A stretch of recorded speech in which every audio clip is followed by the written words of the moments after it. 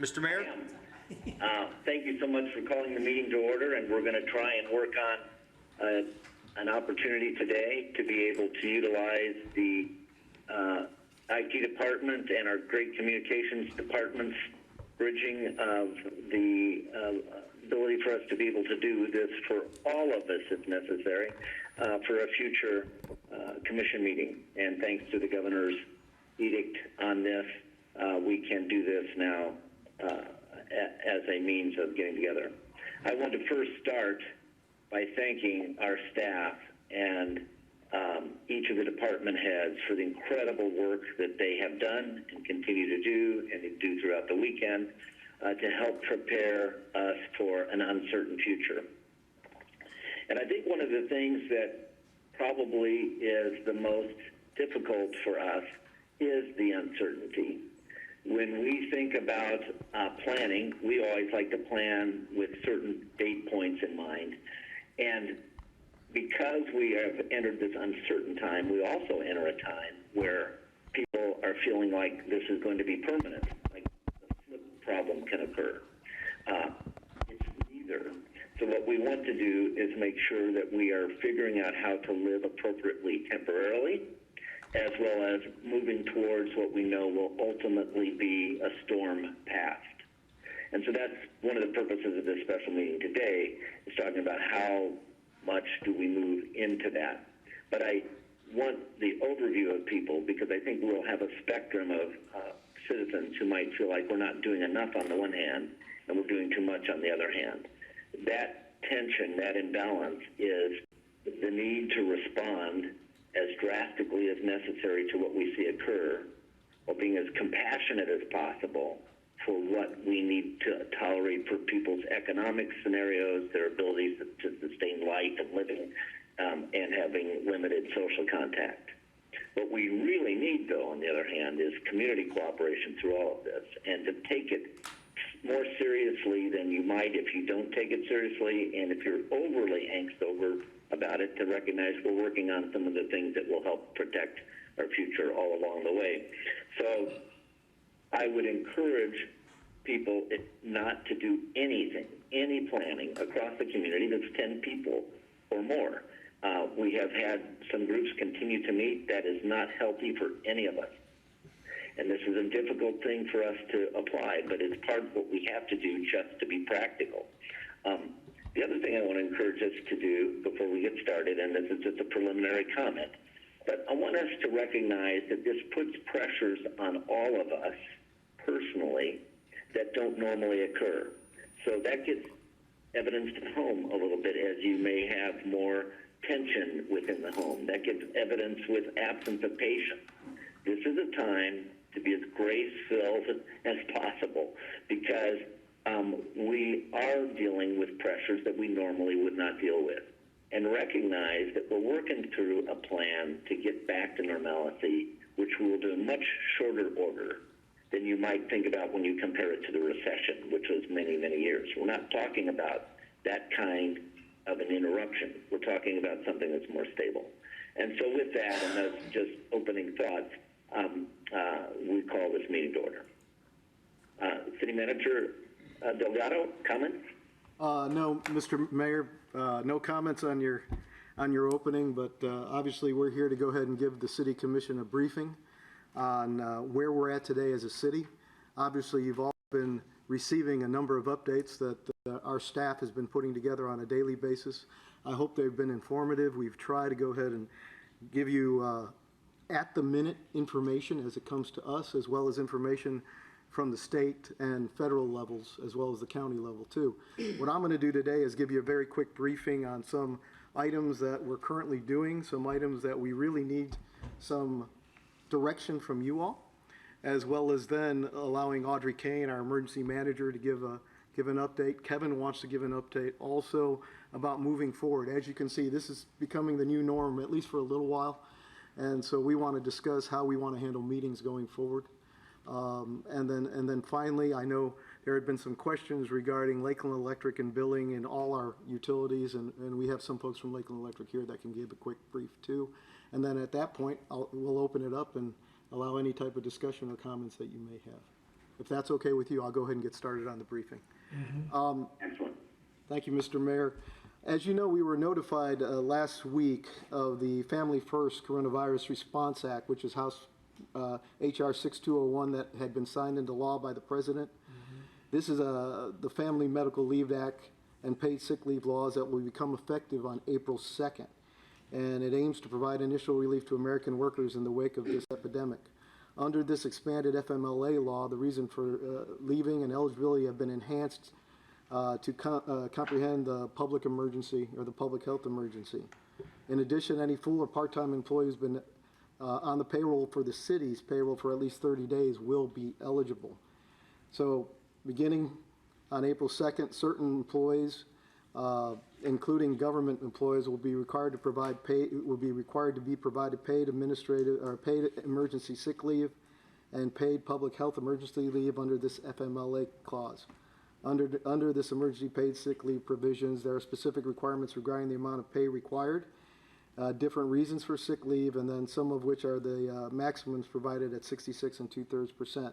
Staff right now is working through this, our HR staff, as well as finance is working through this. We should be ready to go on April 2nd for those employees that meet the criteria. I just want to let you know that. In advance of this, our emergency manager put together a guidance brief. I think you all received that a few days ago, which allows our staff, management, and supervisors to have a good and realistic guidance criteria for when we have to go ahead and let people stay home. Obviously, we're like every other business. There's people being affected on a daily basis, whether they've been affected initially as the person that's taking a test, or whether they're second, third, fourth, and fifth down the line. That guidance brief provides our staff some direction. It's been vetted not only by our team, but also the Department of Health, so we're following a lot of Department of Health guidelines. The reason I bring this up is because I suspect as we move forward with the next week, 2 weeks, 3 weeks, we'll see more and more of a need to go ahead and utilize that guidance brief as more people get tested. More people might come down with symptoms, and we can only expect that some of those will be our own folks here within the city and our city employees. So we're on top of it. We're moving forward, utilizing that guidance brief, but we're also developing a plan so that we can meet the Family First Coronavirus Response Act that was signed into law last week. So if you have any questions about that, we're going to be more than happy to discuss it, but I will be providing you some additional information as our teams put together our plan. And so I suspect to have that, if not this week, before April 2nd, we'll have that in play. When this first all began, we brought up the fact that we were looking at opportunities to use remote workplace options. I can tell you I'm very proud of the staff and those that have been involved. In a very short order, we were able to put together protocols. We were able to put together access options. We were able to acquire the necessary hardware and access fobs so that we can have people work remotely from home. Does two things. One, obviously, it helps with that, the guidance and the suggestions that have come forward from not just the governor, but from the president and all the health officials about social distancing. And secondly, it's allowed our staff to feel comfortable, especially in the process of what the Board of Education is doing as far as our kids who are in school, the fact that they will be out of school through April 15th. And so it gives our staff some comfort. I'm happy to say we have almost 400 employees as of today working remotely. When you take into account how many folks work in office settings, not the folks that are out on the street, not our public safety officials, not our public safety staff, that's a tremendous group of employees that are having the opportunity to work from home. And so I'm proud of the staff that was able to put that together in less than a week and have staff members feeling comfortable and not missing a beat as far as concerns keeping our operations moving forward. Excellent. We've modified a number of our public and client interfaces in order to maintain the suggested recommended social distancing. Most of our foundation departments, and those are departments such as finance, payroll, customer billing, collections, risk management, retirement service, and our internal employee services have strictly gone to online, telephonic, or appointment-only protocols. So we're doing that today. The Lakeland Fire Department, you've probably heard, our prevention division will not be performing any routine fire inspections at high-risk locations, child care facilities, educational facilities, medical centers, nursing homes, during this time to limit exposure to the facility's occupants and our fire department personnel. Out of caution and as a preventive measure, the fire department has canceled all public education programs, events, and station tours. No new programs will be scheduled for the foreseeable future. Obviously, we'll keep evaluating it. And as the department continues to take steps to avoid further risk of transmission, visitors are discouraged from coming and visiting our 7 stations, which has become a norm here in the city of Lakeland, especially on the weekends. So we've asked that let's give it some time. Hopefully we'll get back to normal and we can bring people out to go ahead and visit the stations. Our police department has closed the public records counter and window, but will continue to provide services for copies of reports via email, fax, and U.S. mail. The station duty officer is also available to assist in those manners. The station duty the desk will remain open for now. The department is working on a ring down line to be installed that could further limit the exposure at this point. There are 14 non-sworn employees who are currently working telecommuting now from the police department as of today, and for the majority of their work shift continuing on until we reevaluate it. And additionally, the department has adjusted schedule for non-sworn employees who have tasks that require working at the station to limit the number of people in a work area at one time. As you know, our public safety areas are critical to this process. Our goal is to go ahead and try to maintain some ability to make sure they're not impacted. And so we're going to continue to look for opportunities to go ahead and limit their exposure unless it's emergency calls and necessity calls in their operations as public safety officers and fire department personnel. Our community and economic development departments, permitting, plans inspection, and CRA services have also done the same, all bet, with a modified options for necessary appointments to facilitate clients' needs. Our code enforcement at Coleman Bush building is closed to the public. Accordingly, the code enforcement staff will no longer receive red light camera violation payments in person until further notice.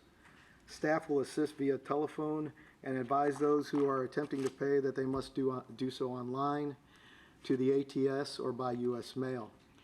Typically, these payers wait until the day of payment is due, so we're asking them, please understand the impacts of what we're talking about. And if they have a payment due, try to get that in advance. We have contacted ATS and requested a 15-day grace period between the payment deadline and the creation of that uniform citation, which is normally $264. To be clear, this is not for grace period only. This additional grace period is not an extension of the payment deadline printed on the violation notice, so I want people to be clear of that, which will remain the 60 days as required by law. Obviously, the economic impact to COVID, which is still not fully realized, has resulted in a number of requests for consideration where the sign regulations are concerned. Matter of fact, I just got one text to me minutes ago. We have received a number of requests from businesses that want extra signage to advise customers of curbside service or business changes during these times. Banners and inflatables are still not allowed. However, like I said, I just got a text minutes ago and I've asked staff to review that.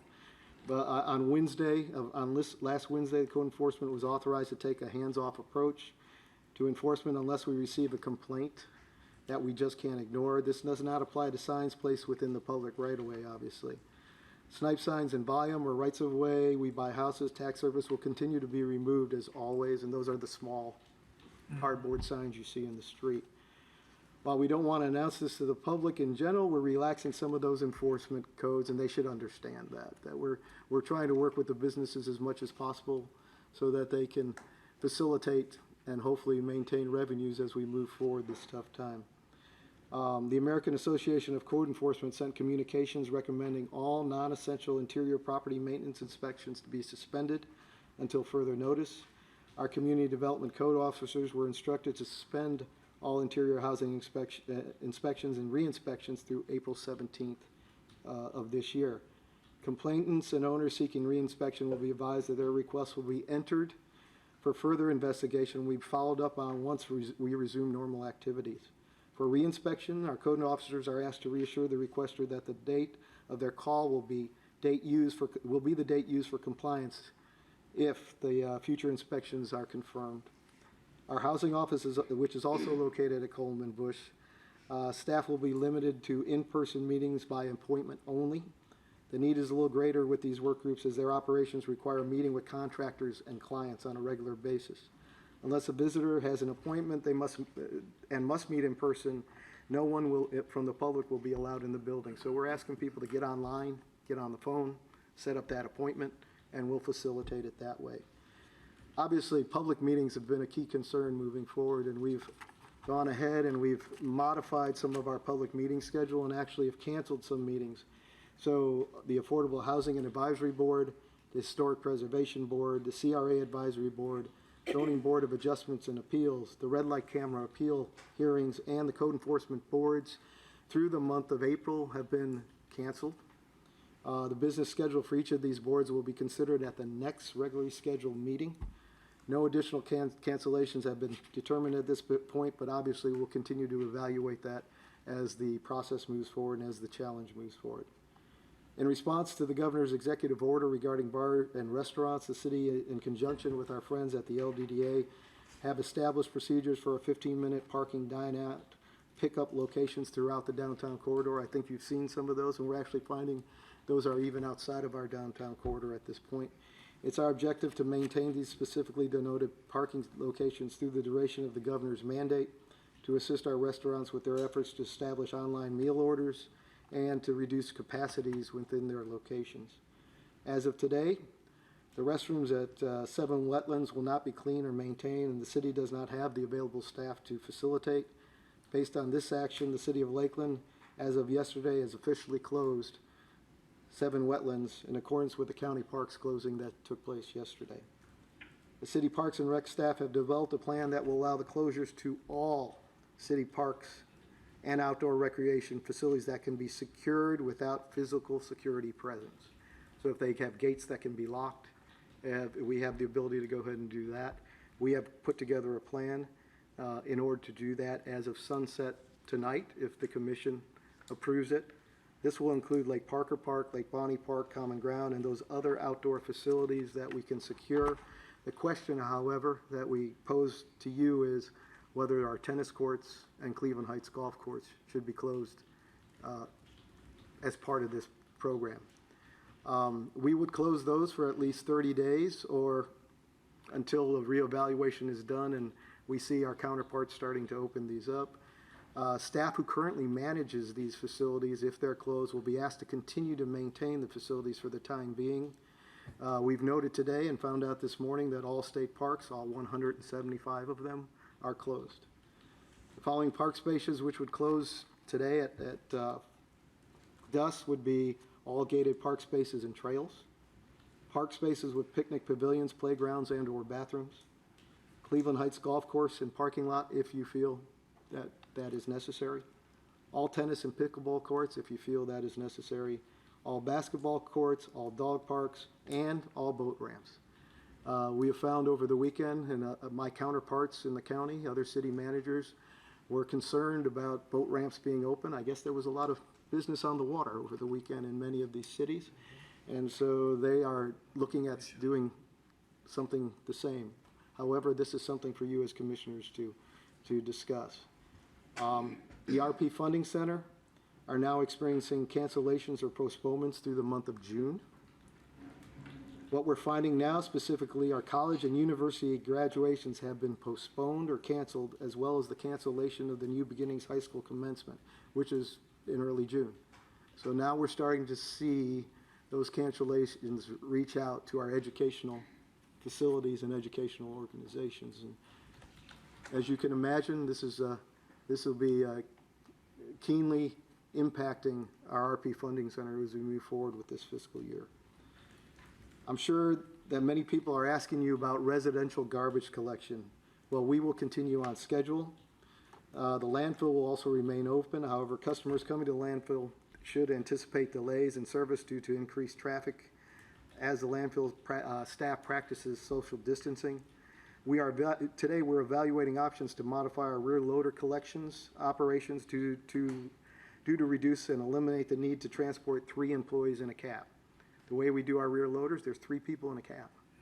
And so 2 get out, they handle their work, and then they get back in the cab. So we're looking at ways to go ahead and modify having to have 3 people in a cab. It might require us to modify some of our scheduling. We're going to try to keep on schedule for all of our residential garbage collecting and construction debris collection.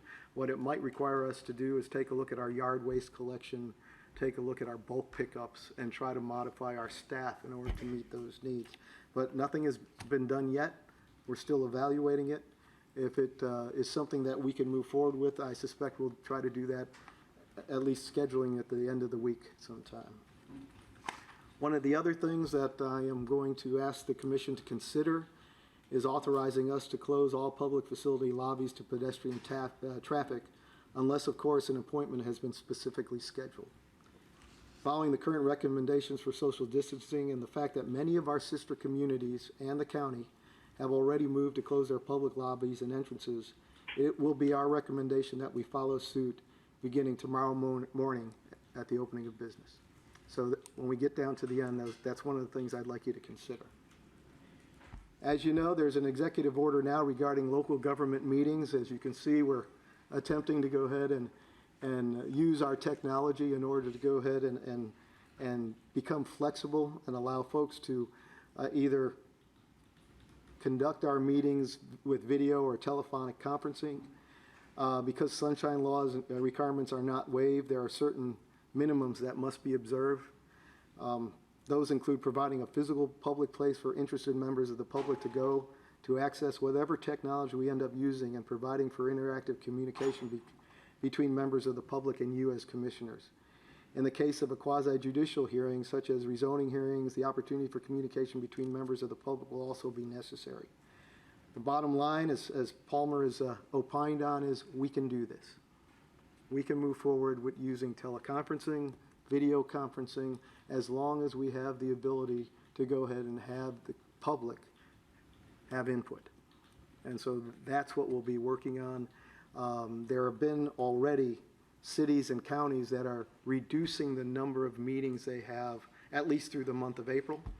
Many cities and counties, as I've been told this morning, have modified their city commission meeting agenda to have 1 meeting in the month of April.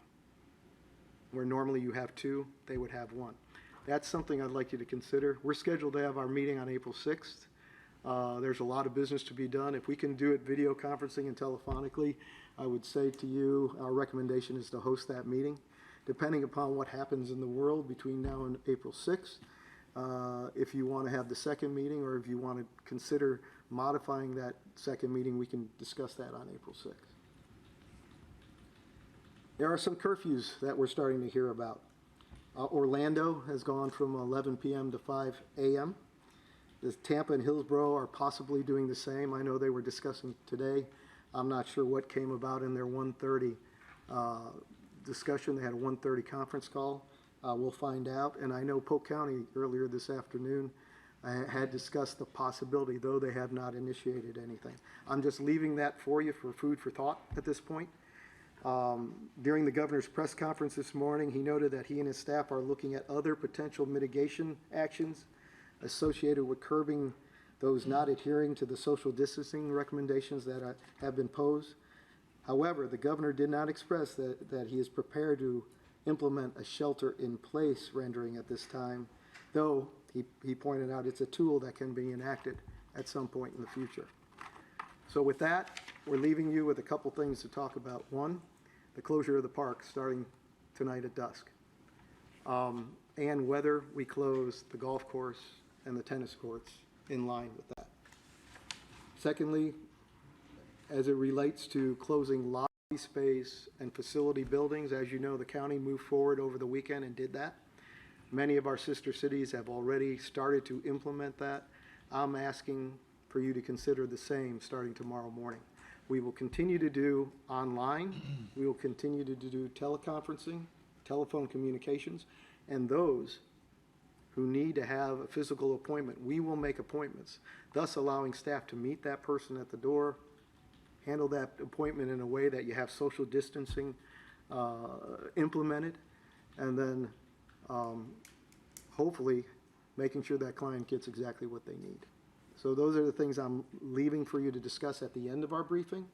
But at this time, I would like to go ahead and take a little bit of break and let Audrey Kane, our emergency manager, provide you a brief on what she's been working on for the last week and a half, I suspect, and some of the things that you've probably already know, but they're good refreshers not only for the commission but for the community. Audrey? Good evening, everyone.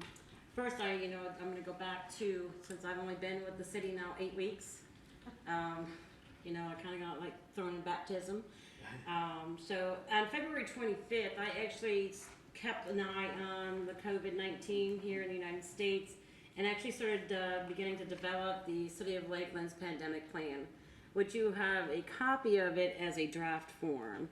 It is actually still in a draft form because there is still more information that needs to be added to that per each department when they send their information to me. At this time, I also opened a file, an EM file for City of Lakeland COVID-19. So anything, email, conversations, meeting announcements, documents that are sent to me go in this file. So if anybody requests any of that information, it will be in the file in my office, electronically and printing. Obviously, since the 25th, I've been having a lot of meetings with the Department of Health and Polk County Emergency Management. They have been great guidances for me, being new to the city and the county. I have taken my pandemic plan that I've typed up into the Department of Health as well as to Paul Womble and had them review it and gave me any of their advice that they would have to edit that plan. Go ahead.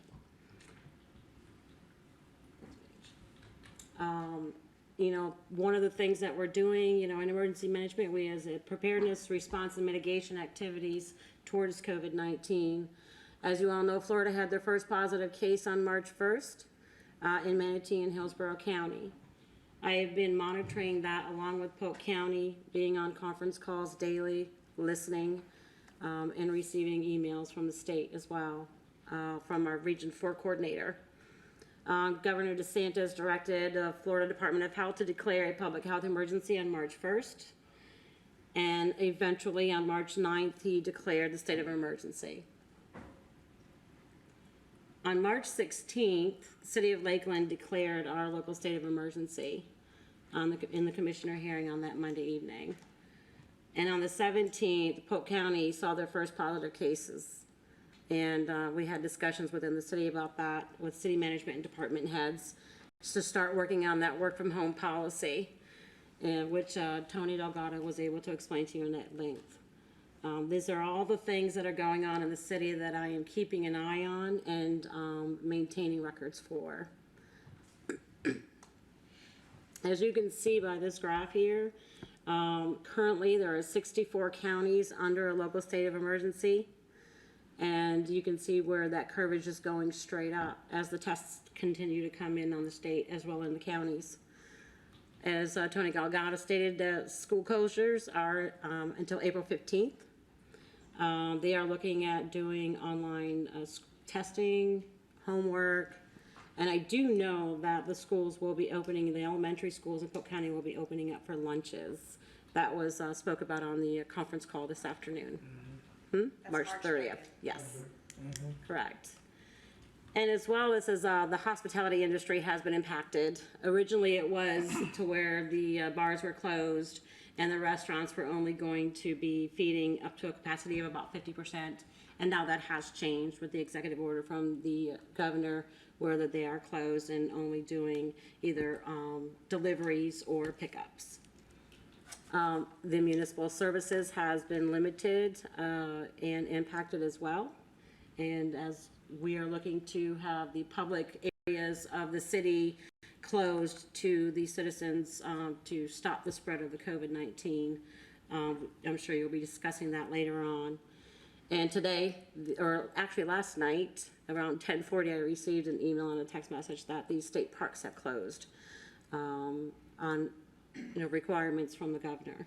This weekend, I spoke with Paul Womble at the County Emergency Management Office, and they had closed their parks as of sunset on Saturday. So we've been working very closely with our partners in the area on those issues. And as you can see currently on this map here, there have been a lot of events that have canceled or postponed, especially the large events. This map shows you by each county how many cases are within those counties. A lot of the ALFs, which is our adult living facilities, either have closures to visitors, and they are not allowed to go in and see their loved ones at this time. And I'm sure many of you have seen pictures and videos of them standing outside their windows, talking to them and talking to them on their cell phones. At least they're staying in touch with them, so that's really great. There are, again, a lot of municipal and county curfews going on: Orange County, Tampa, Broward, and Miami. And today on the call this afternoon, Monroe County said there's no visitors to the county at all. So that did come out this afternoon. And this is Polk County. Currently, right now, we have 13 cases, age ranging from 8 to 88. So we are keeping a very close monitor on those cases as they come up. As you see, a lot of the emails you're getting are emails that I consistently send to our city management team, on all the sit reps that I receive from our Region 4 coordinator as well as our county emergency management. That way you guys are as well updated on the information that we have here. Thank you. Any questions for Audrey? Audrey, if you were taking a look at some of the areas you feel like we ought to be maybe a little more aggressive in than we have been, does anything stand out in mind to you? The aggressiveness would be closing the parks and stopping the congregating in the city. Other than that, I've been, speaking with our county EMs, and we're all collaborating on, the public facilities being closed down, parks being closed down. And at this time, Governor DeSantis did state on his press conference this afternoon, he is not looking for a stay-at-home order yet. But, there's not to say that it couldn't. But I just think people need to stop congregating in areas and stay home. And it's important for us to recognize that we have the ability to enact those things locally. And really, you can only allow as much voluntary isolation to occur as possible. And in the event people don't want to pay attention to that, then you have to become more aggressive. Correct. Any other comments or questions by commissioners? No, that was my question or my comment. This is Commissioner Walker, Mr. Mayor, about parks, and alluded to what the city manager has asked us to think about, and I would want to share my comment in respect to, if we're going to close parks, then we have to understand the Cleveland Heights Golf Course is a park. We have to understand tennis court is part of a park. So when you made that distinction to close parks, looking at either keeping those two available, I would say no. That would be my opinion. Of course, if we say parks, we say all parks, and that means those two would be included in my way. I would ask that we vote. I would vote. Did we mention in any of this discussion, Tony, about the dog parks? Yes. Did I miss that? Yes, dog parks would be part of that inventory, Mr. Mayor. Okay, very good. I think it should be. Other comments by commissioners? Do we know if other cities have closed their golf courses as well? It's some have, some haven't. I mean, the governor even today made mention, he was at the Villages, and there were golf carts moving past him with people with their golf clubs going to play golf, and he even made mention that, as long as they understood social distancing, as long as it was one person per cart, as long, he didn't see a concern at this point in time. And that's what we've heard a lot from citizens here in the city that utilize the golf course, that the golf course has done a yeoman's job of maintaining sanitation at the course. However, as Commissioner Walker's pointing out, if we close all the parks, that has to be something that you all as commissioners should consider. But yes, it's Commissioner McLeod, it's a little all over the place at this point. I'd like to make one comment if I could. I think about having exceptions on parks as something that then people point to, well, it's fine for this, but it's not fine for that, as problematic. Yet you do think about there's distance in tennis, there's distance in golf, and the balance of people having something that they can do in the process. I'd be interested in what other commissioners might think on that as well. Tony, question. What's the pace of play look like at Cleveland Heights? I mean, there are a lot of people out there playing. It's up. I mean, I drove by it this afternoon when I got a break to go grab a little lunch, and the golf course is packed. You would think it's a Saturday out there. I do know there are some courses that have required either solo riders in carts or that the people riding together be in the family, the same family, so there's no social interaction there. Measures like no touching flag sticks, like you leave the stick in. So, I mean, I understand what you're saying, Commissioner Walker. I just don't know that just because something's a park, we should automatically exclude them all. It is a public facility, and I think if we could take measures that would keep people safe. So I would also, while we're on that, I would just think public boat ramps at places like the beach, where they're inundated with thousands of boaters. I think that's different than some of our lakes here, where someone may just be on their own. They want to go put their boat in the water and go bass fishing for the day, and I don't see that that's necessarily a hazard. That I don't know that I would go along with just carte blanche just because one thing's getting shut down. Let's just shut them all down on principle. I think it ought to be kind of looked at. One of the things we noticed over the weekend, and discussing with our Parks and Recreation Director, and one of the reasons that closing down parks that could be closed down, and I'm going to keep golf courses and tennis courts aside, is we still saw a lot of large group interaction. People utilizing pavilions at the parks, people barbecuing and congregating, and we don't have staff there on a regular basis to go ahead and work with those groups on the challenge. And obviously, we're not sending and enforcing with our Lakeland Police Department to do that. So that's one of the reasons I think you see so many of the communities closing parks, is because the large congregation of groups now that, hey, it's spring break here in Polk County. School's not back in session until the 15th. Many people have the opportunity to work from home. And so that's one of the reasons I think you see that. If you were to take golf courses and tennis courts, where people specifically have to pay to be on them, they have to go through some scheduling to do that. That makes a little difference, though I'm kind of down the middle of the fence as a city manager with you here, because I know there are some communities that have closed those. Winter Haven actually has got their golf course open, but they're administering social distancing prerogatives, one person per cart. Those type of things is happening too. So, really, I'm asking for your opinion as we move forward. Well, if I may, Well, I think both those activities require 4 people or less. Boating requires, maybe you could, I guess, use a boat ramp for more than 4 people, but typically you're going to have a couple guys fishing together. So, to me, those are gradients that we could consider at a later point. And we have this again is the balance between allowing people to have something to do that doesn't risk a lot of large group contamination. if I may, my comments is because I know we try to make sure we indicate our differences.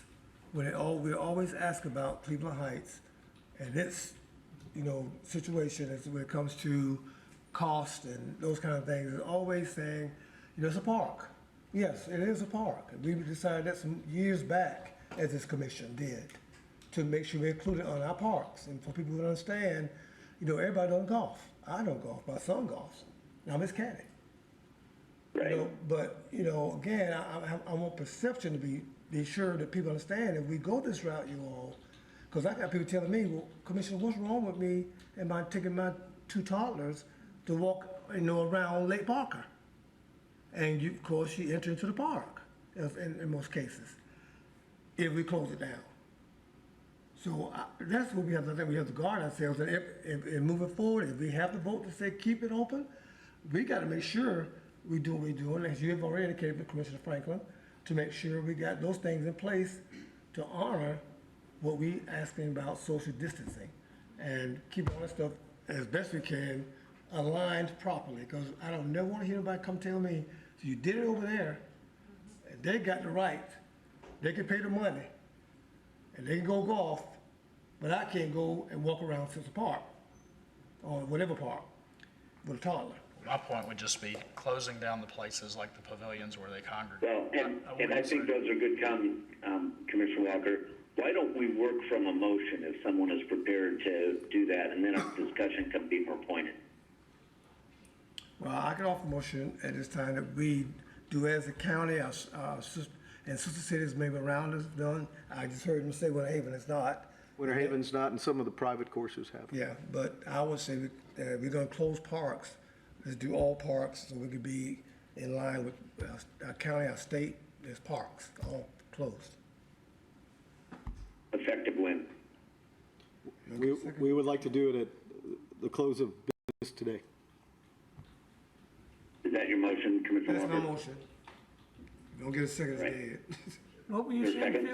Phil? All parks. You made a motion to close them or keep them open? No, close. Can I ask a clarifying question on your motion? Yes, sir. How do you, Yes. how do you Commissioner define Franklin. parks? I mean, are we talking every piece of land that the city owns that's considered an open space in a park? Well, the Or are we ones that we talking- get, oh, sorry, go ahead. Well, I'm just saying that we have some like in neighborhoods where there's like there may be an acre of open land. Yes. Closing everything. Are you gonna close the pathway around Lake Hollingsworth? What staff recommendation is to close those parks that we can physically Gated. secure. Yeah, secure. Okay, so Lake It's a Hollings, gate, we can close it. Lake Hollingsworth would be very, very difficult to enforce that closure. Lake Mirror equally would be very, very difficult to enforce that closure. So we're looking at parks that we can physically secure. And we have, when I think about those as such, the ones that we do have that even have the facilities on premise that we have, I guess I call offices or having, be able to get inside a particular building, those do have gated situations where they can be closed. Am I saying that correct? For the most part, yes, sir. Okay. You could still walk Lake Parker. There's not a, Yeah, you can, Lock on you can that. still walk portion of it, yeah, portions of it, yes. right. My turn? So does your motion then include all golf and tennis also? Yes, Was that a yes, sir? yes, You're- yes, I'm sorry, yes. Okay, all right. Discussion by commissioners. There's no second. There's no second yet, Mr. Mayor. Oh, I'm sorry. There's no I thought I second heard there. a second. My apology. Okay, Yep. so is there a second? Hearing none, how about another motion? May I have some dialogue a minute? Commissioner I'm Reed, not gonna would make like a to- motion, but I'm just thinking, I live on Lake Parker. And we just brought our boat home over the weekend to enjoy the lake while spring break's going on. We took it out Saturday, we took it out Sunday. There were probably 3 other boats on the lake while I was out there in our boat. I didn't see a lot of people on the boat ramp per se. And of course, it was 1 or 2 people, actually about 2 people were the most I saw on any one boat. And of course, that's just, if you want to, I keep my boat behind my house, and so if we lock it, I can't get it out if I wanted to. For some reason, if you can, maybe there's some alternatives about a weekend type of scenario that we could utilize on our parks, as opposed to close them, isolate them totally. But there again, we do have spring break, school's out. Yeah. We have tons of people that have nothing to do other than probably drive their parents crazy, and they can't go to a movie theater. And of course, there again, fortunately, we haven't seen a lot of, I haven't seen a lot of kids out, and the streets are pretty much desolate as well. But So are you putting that in the form of a motion, sir? Let's hear a motion. I'd like some more dialogue. Well, I guess we could have, I'd make a motion that we maybe close the parks during the week and open them on the weekends. I couldn't hear that motion clearly. Could it be restated?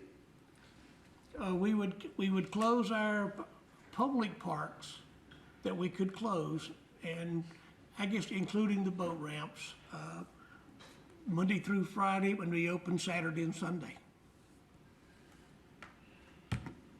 Tony, On repeat it for me. all of the locked parks as well? Can't hear it, speak it, say, by the phone. Are you saying on all of the locked parks as well, Commissioner Reed? I don't think we'll get a second for that either. Is there a second? All right, let's take another motion. Can the citizens weigh in on this thing a little bit? Not until we have a motion and a second, sir. Sideways a little bit. Not until we have a motion and a second, sir. Perhaps someone would make a motion that closes all locked parks effective tomorrow morning, or tonight, however you want to state that, with the exclusion of ramps, tennis courts, and golf courses. Sir, you will have that opportunity. They have to make a motion first. Somebody needs to make that motion. We didn't hear that. You What were you stepped on saying, the Mayor? I couldn't hear you. I'm sorry. If someone could make a motion that make effective for all locked parks effective at the end of the day today, and then excluding boat ramps, tennis courts, and the Cleveland Heights Golf Course. And we could look at those three things at a later date, depending on how the numbers roll out. Is someone interested in making a motion like that? I have a question, Mayor. All right, then let's come up with another form of a motion. No, Commissioner Madden has a question, Mr. Mayor. Oh, I'm sorry. It's hard to hear the commissioner's mic. I apologize. If you could talk into them. Okay, can you closely, hear me? that's better. Go ahead, Commissioner Madden. Yes, can you hear me? Yes, ma'am. Okay. Could I hear from our city manager, have we had large groups over 50, which is our governor's mandate, seen in our parks? Have we had large gatherings that are? We've had gatherings. I can't tell you they're over 50, but they're definitely over 10. So we've had gathering in our parks. Clearly, we can't enforce anything at this point. So if the gathering's there, we can suggest that they disperse, but there's nothing of enforcement like a closed. So you park. can't say this is a gathering over 10, so you'll have to disperse? We can suggest it. We're not trying to create a confronting scene. Yep. We're trying to make it easier for people to figure out how to have smaller gatherings closer to home, And that's, not on city property. and that's my point, Mr. Mayor, if I may, because we don't want to cause any scenes or challenges. I don't know whether you all even saw something that happened down at Lake Worth City Council meeting recently, in the last few days. It got to be a point, they had to just dismiss, recess the meeting because they could not come to an agreement about some things such as what we're discussing now. Because you had a particular commissioner who was concerned about some things happening in his particular district and others he felt was ignoring him. And that's what we don't want. And that's what I don't want. Absolutely correct. But Correct. surely, I will want to make sure that people have places to go out and be able to get fresh air, except for around their immediate surroundings of their home or their lot, property lot or whatever. But how can we do it? You know, if we're having Yeah, to, that's why I want to strike a balance. yeah, how can we do it to make sure that we're falling in lines with what the mandate is of 10 or less? If I understand that's the correct number, is that right or wrong? That's what's been suggested. That's by the governor. Okay. And then we can make sure, that's all, I'm trying to find a happy medium too, Mr. Mayor, as well. If I may, the emergency declaration that you adopted last Monday gives authority to the city manager to declare certain areas of the city accessible only under specified conditions. So the declaration would give the city manager the authority to limit the number of people that congregate in a specific area, whether that's enforceable or not. You know, how feasible that is, I don't know, but he does have that authority if you want to go in that direction. Just a comment. That's why I think it would behoove us to come up with a motion that is something we want to enforce today, and that can be addressed more severely as we go forward. But we need that motion. Commissioner McCarley has a question, sir.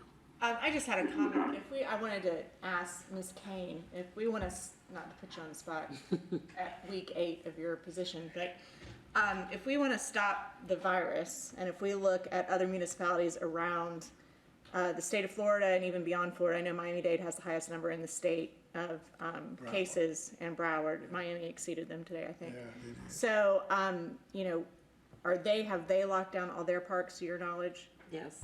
All of them, boat ramps, everything. I mean, Beaches. and all the beaches too. I think, you know, this is the balancing act the mayor commented on between the economic development drivers of the city, but then in addition to the public safety issue we have at hand. If we're talking about 15 days to stop the spread, we're at day 8 in Lakeland right now, Yes. in Polk County. So we're on day 8. So I think if we could temper this and try to do it for a specific amount of time, revisit it since we're having special called meetings. But if we say at dusk today, so I would make a motion that at dusk today we close all the parks and boat ramps and tennis courts and gathering spaces, and then revisit it, you know, in 2 more weeks or another week. Because if we go to the day 15 that the White House is suggesting, that would be next Monday, we could revisit this. I will second that. Okay, there's a motion. Is there a second for that? McLeod. McLeod is second. All right. Very good discussion by Commissioner. You raise your hand, I can see you also. Commissioner Walker, sir. All right, Commissioner Walker, go ahead. I want to make sure I heard the motion clearly, and I believe I can go along with what I heard. We're going to effectively, tonight, midnight, or in the morning, as we call it, all parks, including what we mentioned about boat ramps, or tennis courts, the golf course, all, and then revisit it because we'll be entering day 15 here a week from now. Am I saying that correct? And then at that point, move forward with maybe reopening or however, keeping it the way it is. Is that the motion? Okay. That would be parks that can be physically secured. Yes. Yes. That's what I heard. Trying to enforce Lake Hollingsworth, Lake Mirror, and some of the other parks might be a little different. Yeah, so that's a Well, question. and people can stay 6 feet apart on those, you know. But they could do that on the. All right. Any other discussion? Commissioner Franklin, sir. So would there be, are we talking then when we barricade off the Lake Hollingsworth parking lot? Because if you're not gonna do that, then why would you close the boat ramp? Because there's not gonna be any way to enforce it. And if you can't enforce it at Lake Hollingsworth, then why should you enforce it in somewhere else? And that, to me, that's the slippery slope you go down, and it sounds kind of absurd, but it is what it is. And it's why, personally, I would be in line with doing things that are in keeping with what the government or the governor's mandates are now. And if we can do things safely, you're gonna tell 4 people that they can't play on a tennis court together, but a group of 4 people could walk around Lake Hollingsworth or some other place, and that's okay. And I don't like the idea of singling out certain times of day, because we're gonna have healthcare providers that come off a shift at night and would like to go out and get some exercise, and we're gonna tell them they can't do it. I would rather keep in the spirit and the line of what the governor's putting out now is my So personal. does it, I agree Commissioner with Walker, Commissioner sir. Franklin. Yes, sir. Go ahead. okay, we got 2 commissioners who are saying they agree with that particular comment, but my comment would be, then would we just keep parks open? And let people then still be able to stay within the mandate of the number of that's being required, which is the 10 or less. Could we do that? And if we see, I guess, our numbers going wherever they need to go, With all due respect, Commissioner Walker, it'd be very hard to enforce. We don't have the Yeah. resources to have Yeah. park security at each one of our parks to enforce that. I see.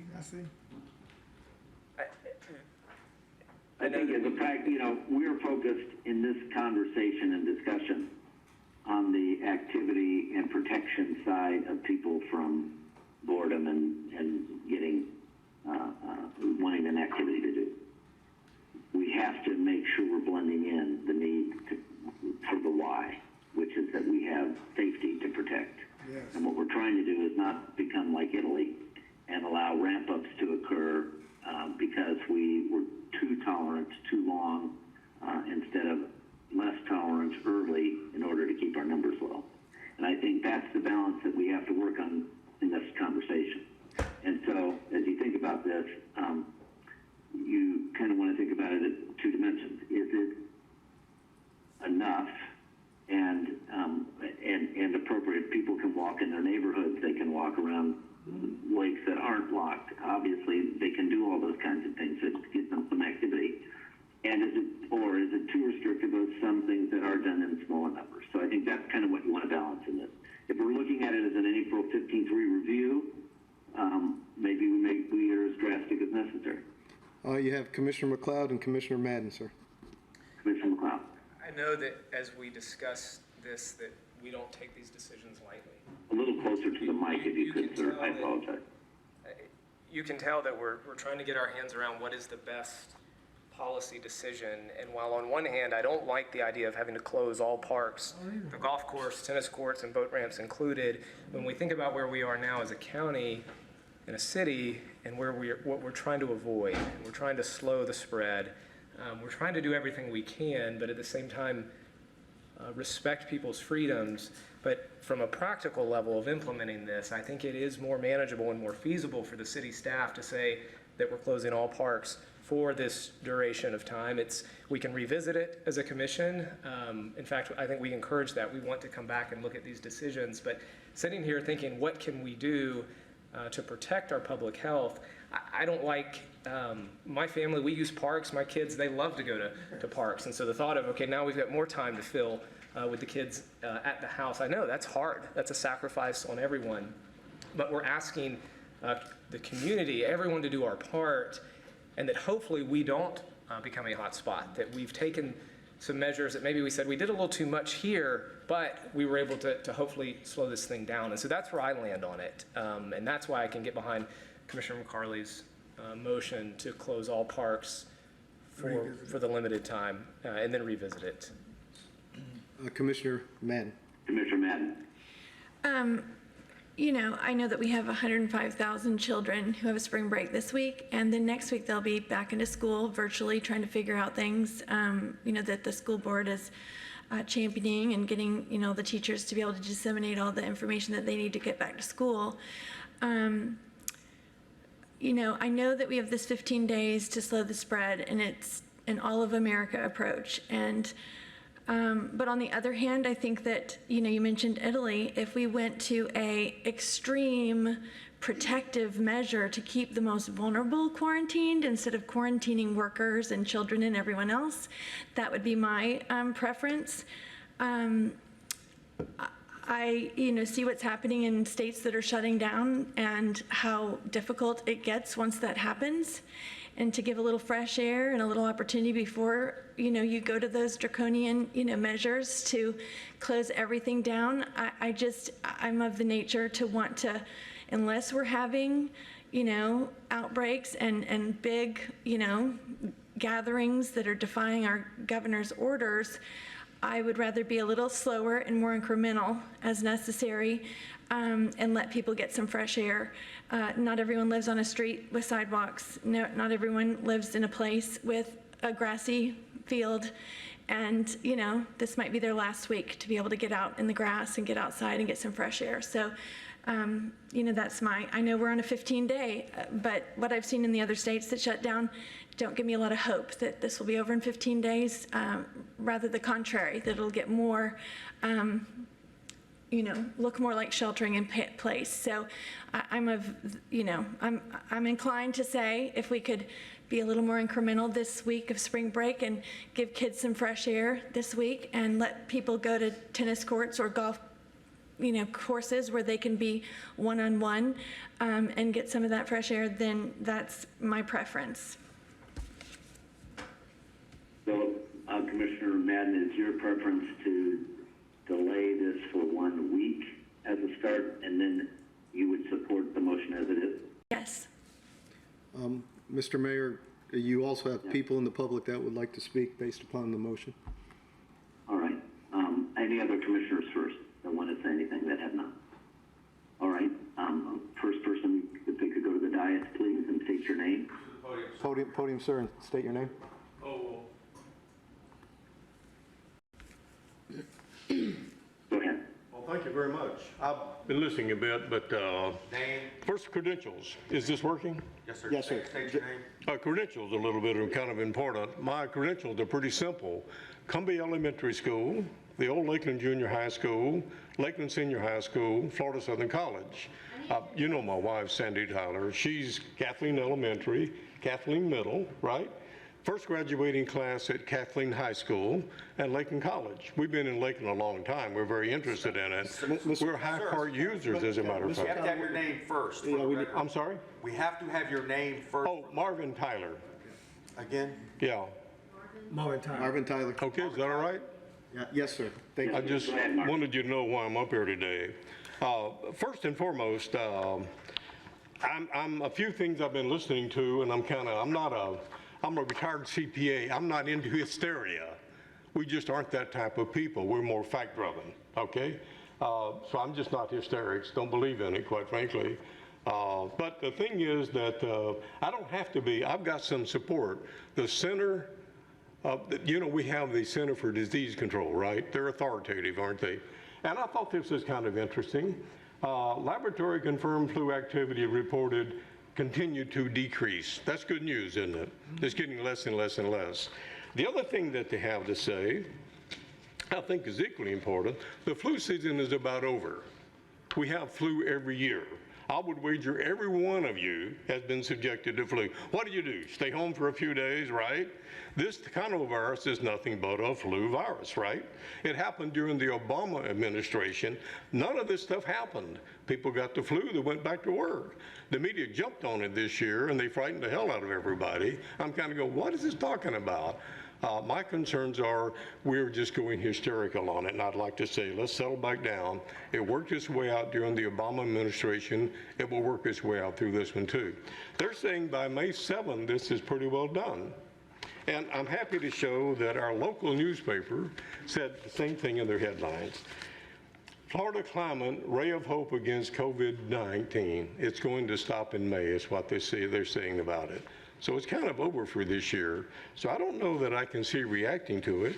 The other thing is that they talk about the flu season, when it happens. We have them every year. A lot of things are available on that website. And it also shows the number of people that are infected and the number of people that die. People die from the flu. It's predominantly my age group, okay? Why? Because they pick on what? Elderly people and people that are sickly. They really run through the nursing homes and that type of thing. For most of the people sitting here, they're really not going to be affected with anything. They'll get the flu, get well, and go home again, right? So there's three things that happen with that. You get the flu, right? You go home a few days, right? You get well, you go back to work. By then you build up antibodies, it's not going to happen again.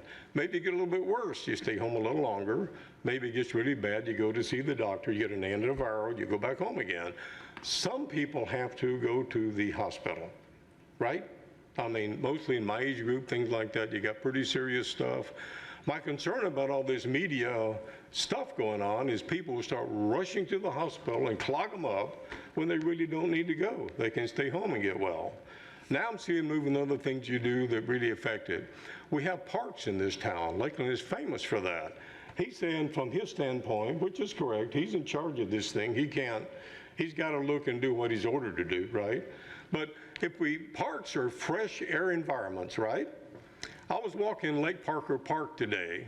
I've been walking that for I did my marathon training there. It's been 30 plus years I've been down there. I run into 17 people, I counted them, people playing tennis, that sort of thing. We're out in the open air, breeze is blowing, right? The sun is up, the sky is blue, it's a wonderful thing. And I'm kind of thinking, if they take this park away from me, what will I do? Sit at home and watch daytime TV, for God's sake? It will absolutely destroy your brain. I'm telling you, you watch the thing you're there to, it's over.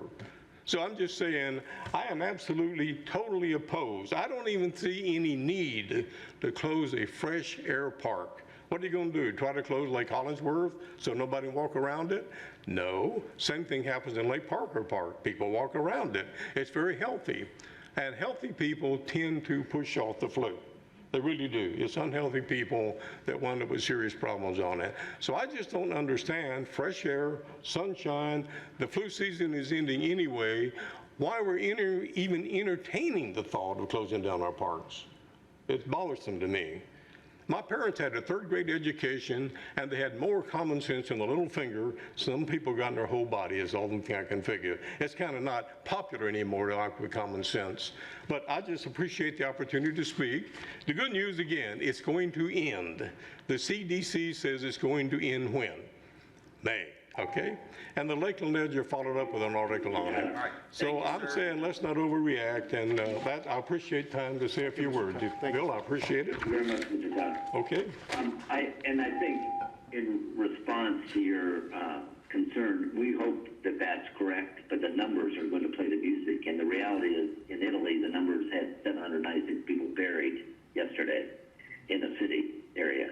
So when we think about whether or not this is like the common flu that we would normally have to sustain, it is not.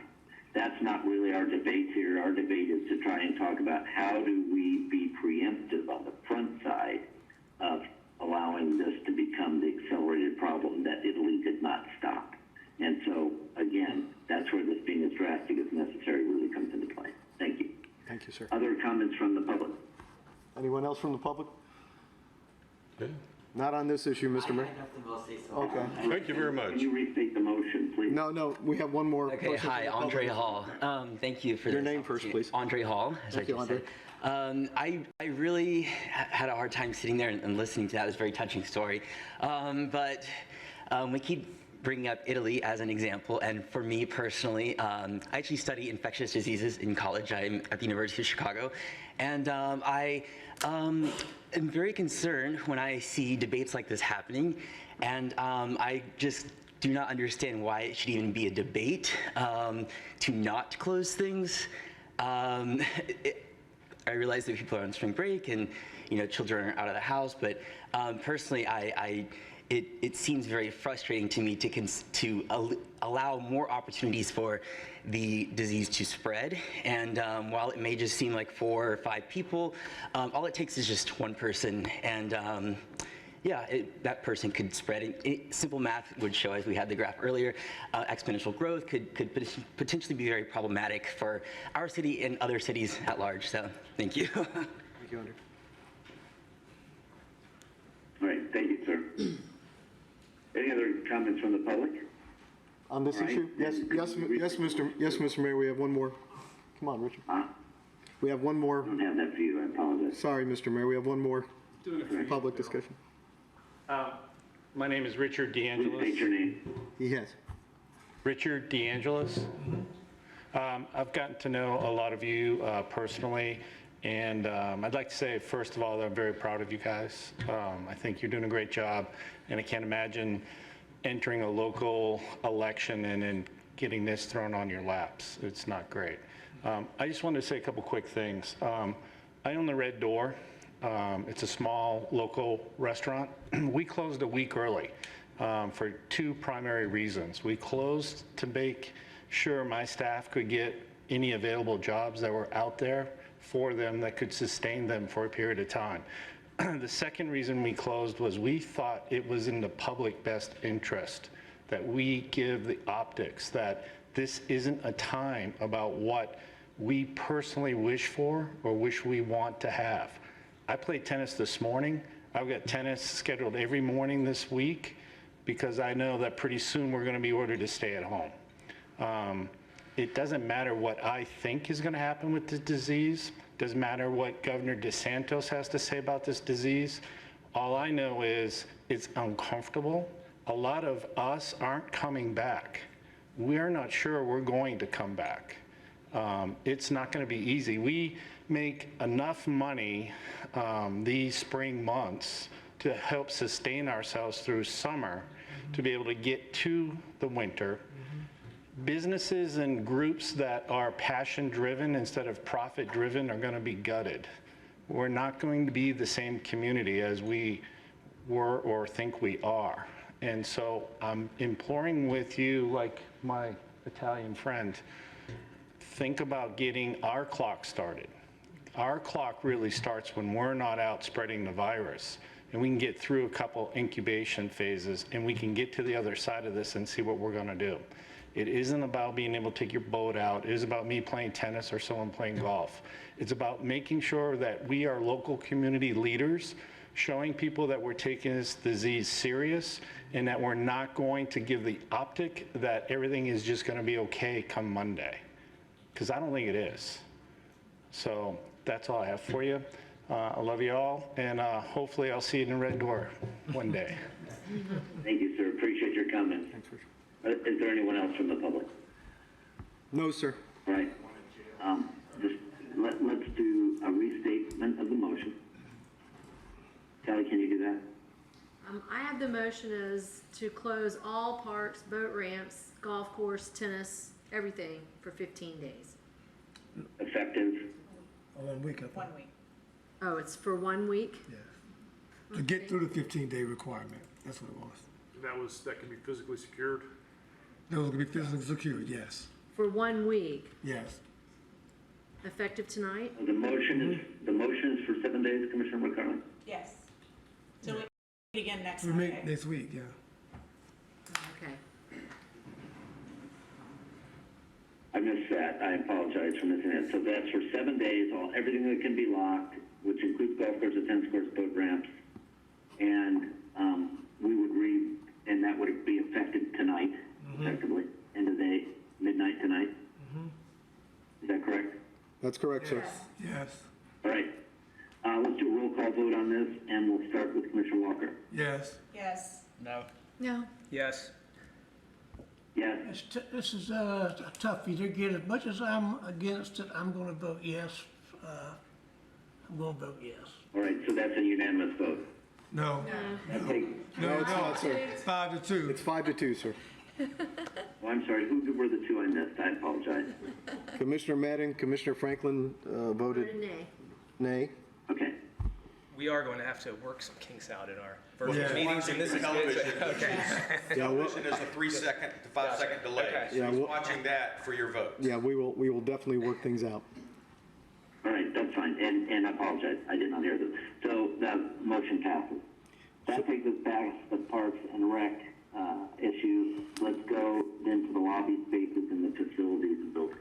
If I may again reiterate, a recommendation from staff, city manager's office, is to close all our public facilities and lobby areas beginning first thing tomorrow morning, so at the end of business today, for a period up to 30 days, or if when reevaluated.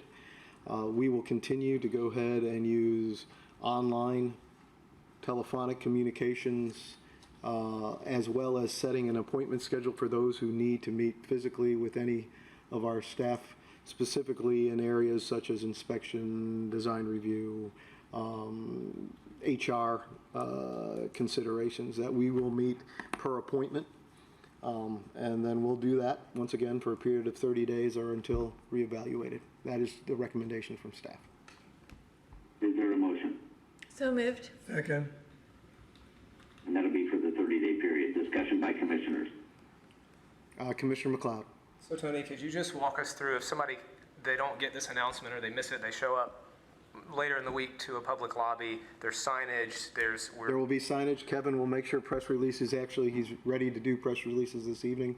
Press releases, obviously, our friends in the media have been anticipating us talking about this. So we'll get those releases out. We'll put them on our online platforms. We will have signage. Staff will still be working. There will be staff working. So if somebody comes to the door, somebody will be there. We have security downstairs. We have greeters downstairs. Somebody will be there. If you make an online appointment, obviously staff will be there to meet that person for an online appointment. Or if they make an appointment, a physical appointment, I'm sorry, staff will be there to go ahead and meet them. I have a question. Yes. What would determine an appointment? Is just having questions about my particular inspection, my particular, The hope is those questions could be answered via telephone discussion first, or via email, or any one of our other platforms. If you need to have a signature, for an inspection. If someone, a new hire, needs to get their paperwork completed as a new hire, those would be required an appointment so that we can physically meet with them, take into account the social distancing protocols, probably meet in a conference room and not in an office, probably meet in an area that allows social distancing of that minimum 6 feet. We would go ahead and do that. This is not unsimilar to what we're seeing other cities doing. Matter of fact, the county has moved in that direction. The county has closed the county offices, except for specific appointments. We would ask that we have the opportunity to do the same. Again, this is about being as drastic as necessary on this side of the problem. And I don't want you to forget that our employees have to be considered in this too. People coming into the building, our employees really don't know who they've contacted with, where they're working, those type of things. So we have to consider the employees throughout all this too. Commissioner Reed, Mr. Mayor. Thank you. Again, Tony, what would we do about submitting home plans, building inspections? They would have a one-on-one, they would make an appointment? Well, they can use our e-Track-It. We have a number of online platforms that you can submit plans, which many of our folks that we deal with now currently do. Yes, right. So we will try to guide them to those online platforms that they can utilize. If there's questions that need to be asked, let's say something, a minor modification, those questions could be asked either by telephone or email. If it's something that's a little more extensive and staff needs to get more involved, we'll set up an appointment, but we'll do it in a conference room where we can have significant space between the clients. I know that obviously when I guess code enforcement is not going to be doing many inspections at this time. Is that what you're? Well, the code enforcement meeting itself has been canceled. Right. But I mean, as far as building inspections that need to be done, we don't want to put the construction business.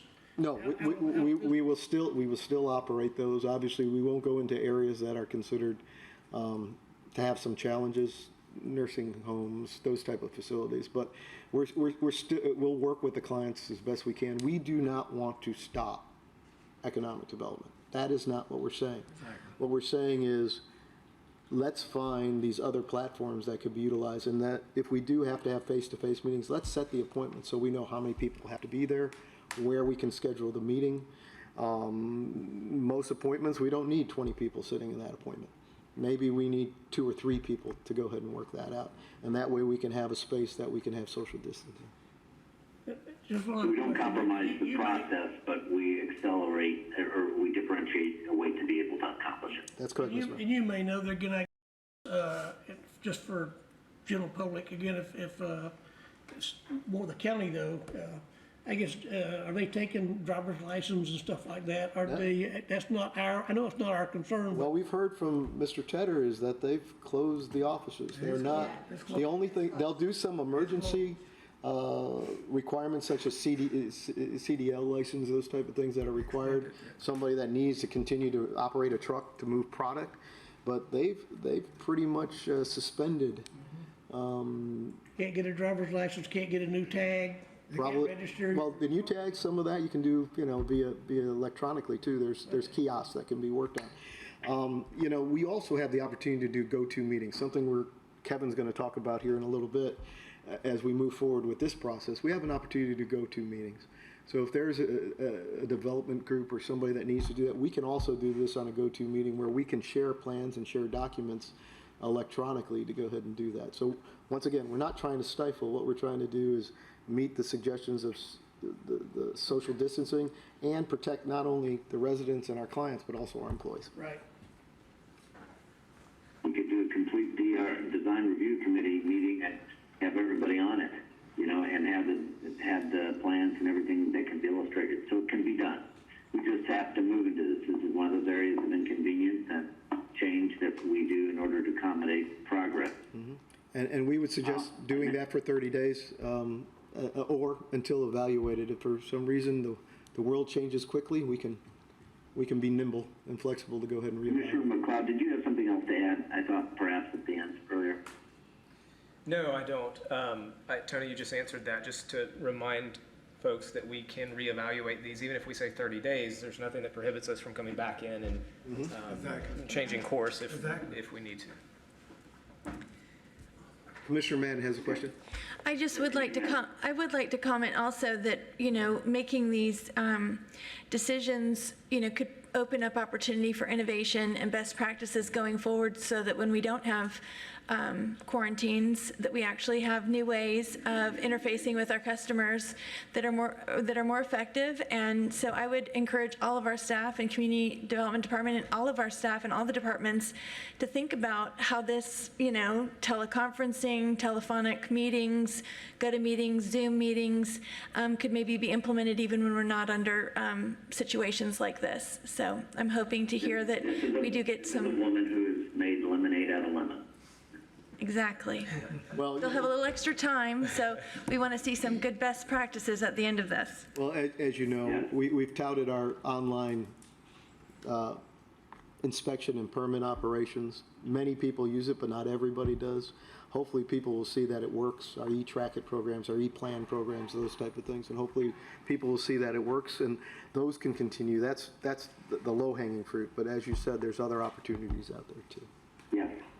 Very good comment. Additional comments? All right, this is a roll call vote. Well, you need to the public first, Mr. Mayor.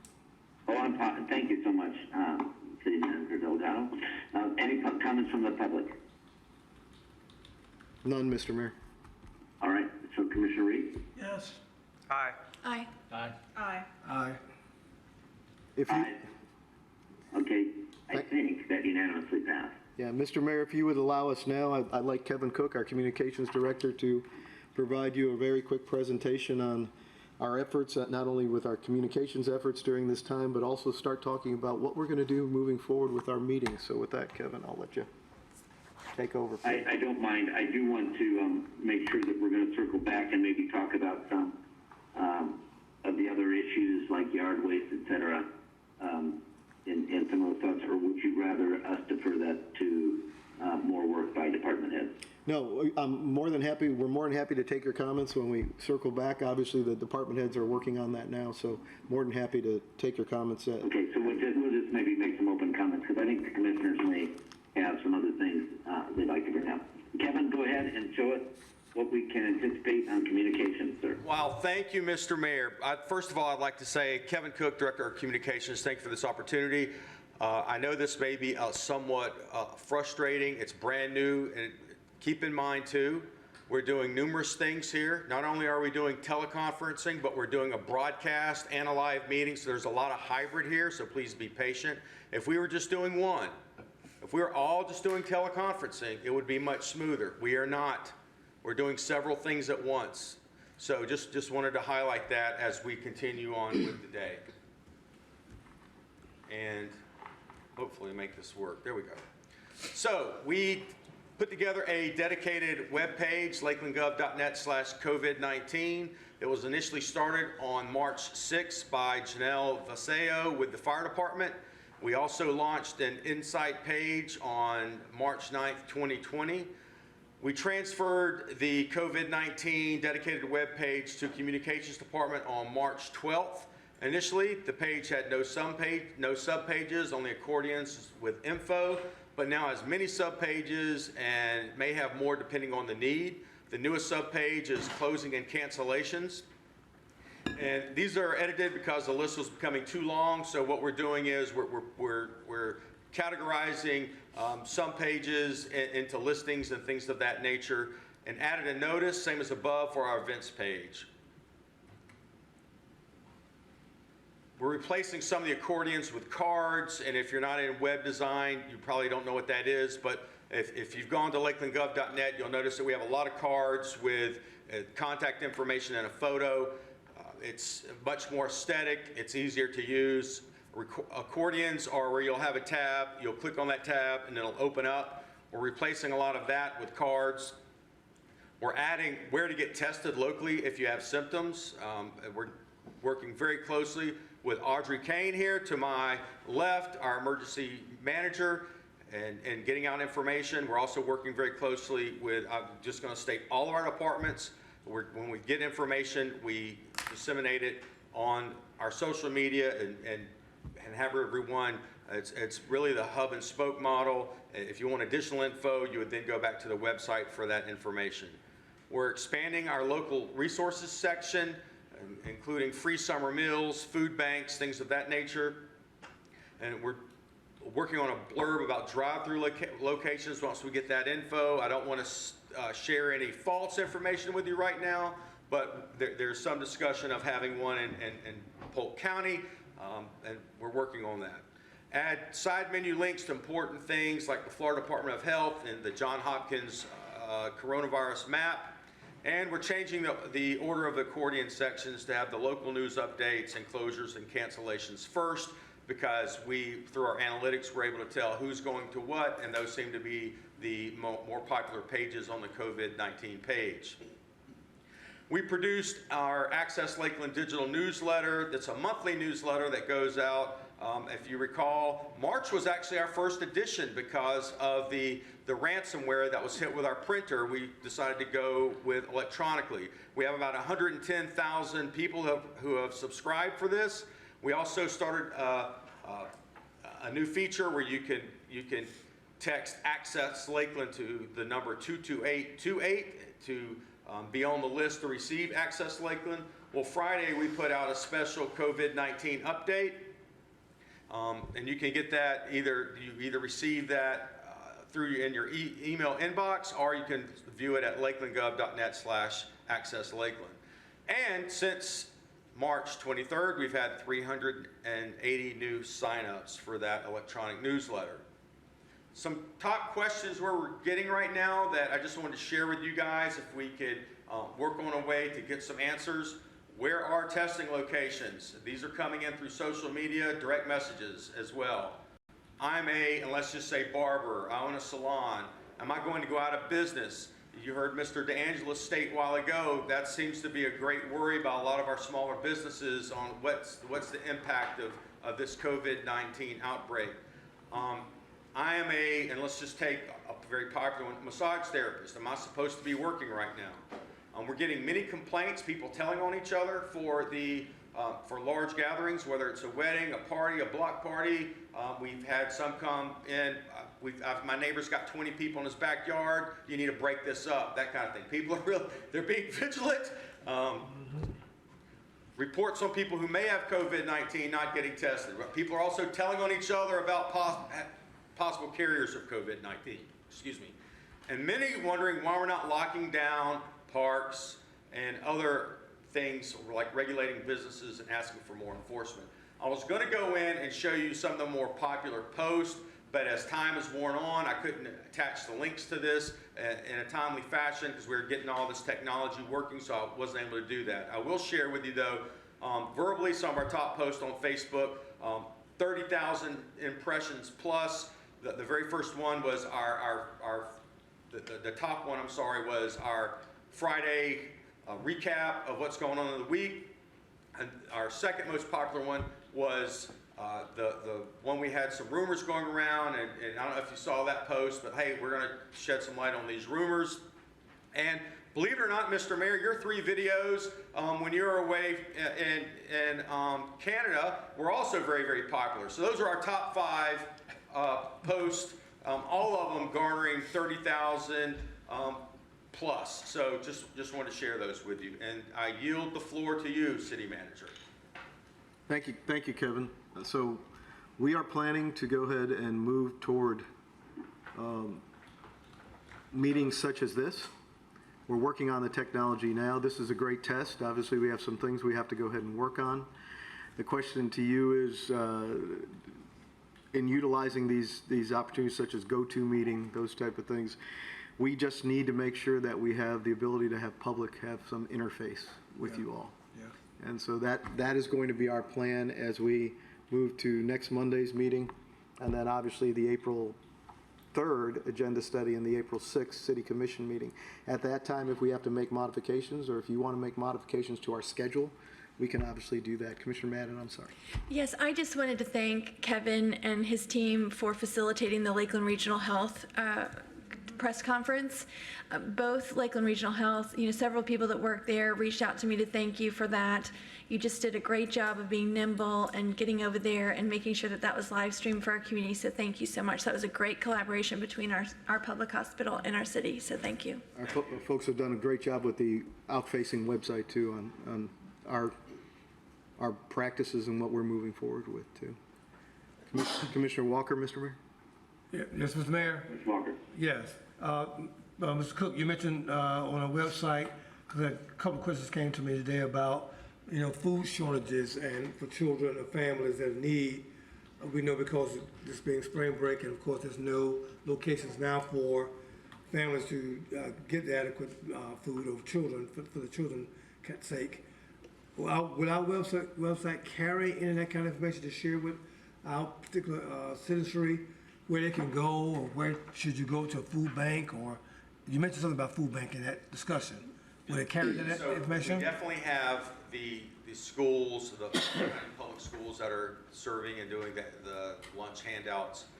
And as we are receiving information, we understood Vista was looking for volunteers. We posted that. We also noticed that Vista was looking for donations. We post that. So as information is coming to us, we're certainly sharing that on our webpage. Yes, Commissioner Madden. Yeah, so on one of the White House briefings, they had that the USDA was working collaboratively with businesses on a P3 to make 5-day shelf life food packages for families. I don't know if that's anything that's being coordinated locally, but they did give on the USDA, and I can look for it and try to find it by the end of the meeting. They gave a website. They're looking for innovative ideas, partnerships. They have a lot of flexibility and dollars to be able to bring that to communities. So if we could find that out, either I can get with you, or do you have it, Sarah? I think it's feedkids at USDA.gov. Yes. Yep. That's important if we can get it out. Yeah. Because the kind of questions are being asked, about, because of food shortages, what can be done? Yes. Where can we go? And if we could have that on the website or be able to disseminate that kind of information, and, Ms. Kane, you have something? Well, I'm actually working with Liz to develop a list. I have a list of places now that I'm gonna be giving to them to put on the website where people can go. Either it's inside Lakeland, in the county, or even outside of the county. Yes. For help. Okay, as long as we know, we can tell them to go to the city website, get it from there. I think it's important to have. Thank you. Yeah, this website, it can become critically important, more important as we go along. I know that the United Way has worked very, very hard as well on this. They have food drops that are located on their website, which is UnitedWay/Florida.org/initiatives/end-hunger/schedule. So that is, which I can give and we can have posted, but that's an important opportunity to communicate. And then the 211 resources that they also have for people with a variety of problems, which are United Way Central Florida Organization/about-2-1-1-211. So both of those things we can include in that as well. And this is just indicative of the wonderful volunteerism we have from lots of organizations who want to help along the way as these matters may become more grave. And we're hearing from many of them. So to have a funnel like this, Kevin's marvelous. Commissioner McCarley, sir? I just wanted to commend Kevin and his staff too, not only for the LRH briefing, which was so well done, and it seemed great, just watching it online at home. It was seamless, so thank you for that, to echo Mrs. Madden. But also this website, I go to it just about every day, the city's COVID-19 site, and you guys have done an amazing job with it. If you pull down community resources right now, just for the public, there is a link to 211 that the mayor was just mentioning for United Way and some other things. But as soon as Audrey, can continue, she is inundated with information and is very fluid in the whole process from the EOC and tied into the site. But the site right now, the way you have it laid out, I just want to pat you guys on the back because you've done a very quick, well thought out and intentional page that I think is really helpful. Thank you. I think Commissioner Madden had her. Other commissioners? Commissioner Madden? No? No. No other commissioners, sir? All right. Commissioner Madden, go ahead. I'm sorry. No, she didn't have a comment, sir. All right. So Kevin, I think that is a wonderful start. I will tell you from the standpoint of, we knew this was going to be a little clunky on our first trial on this as well, and it hasn't been too bad, but we've got some little things we can refine as we go along the way, especially if we were all sharing the same platform, for example, in a meeting, our real-time responses to each other would be clearer and easier to see. So it's the most difficult way to do it is the way we're doing it right now, which is where we have some presence on site and some off site. Mr. Mayor, Any other? we have two more things. Palmer Davis would like to quickly provide some insight, and then Lakeland Electric. It's not insight so much, it's just a formality that I think that you need to address. There's some language in the Florida statutes that can be read in a couple different ways. It may require that any local state of emergency be renewed every 7 days. Some jurisdictions are doing that, some are not. It seems like it's, particularly given that you're going to be meeting every once a week, out of an abundance of caution, just I would ask that you go ahead and have a motion second and a vote to renew the local state of emergency that was adopted. Is there a motion? So move. Second. Yeah. All right, discussion? All those in favor signify by saying aye. Aye. Opposed, same. Unanimously passed. Okay, and last thing we have, Mr. Mayor, before City Commission open forum is Lakeland Electric. We've been asked to go ahead and give a real quick report, and I don't know, Joey, are you going to do that? Yeah, Joey Curry from Lakeland Electric will provide that. Okay. Good afternoon. Good afternoon. Joey Curry, Assistant General Manager, Energy Delivery, and I'm responsible for emergency response for Lakeland Electric. So I've been asked to kind of give you a quick update. Mr. Mayor, I apologize. I didn't know you were not going to be here, but I did email you recently this document that has a lot more detail than what I'm going to go over because I don't want to take up too much of your time.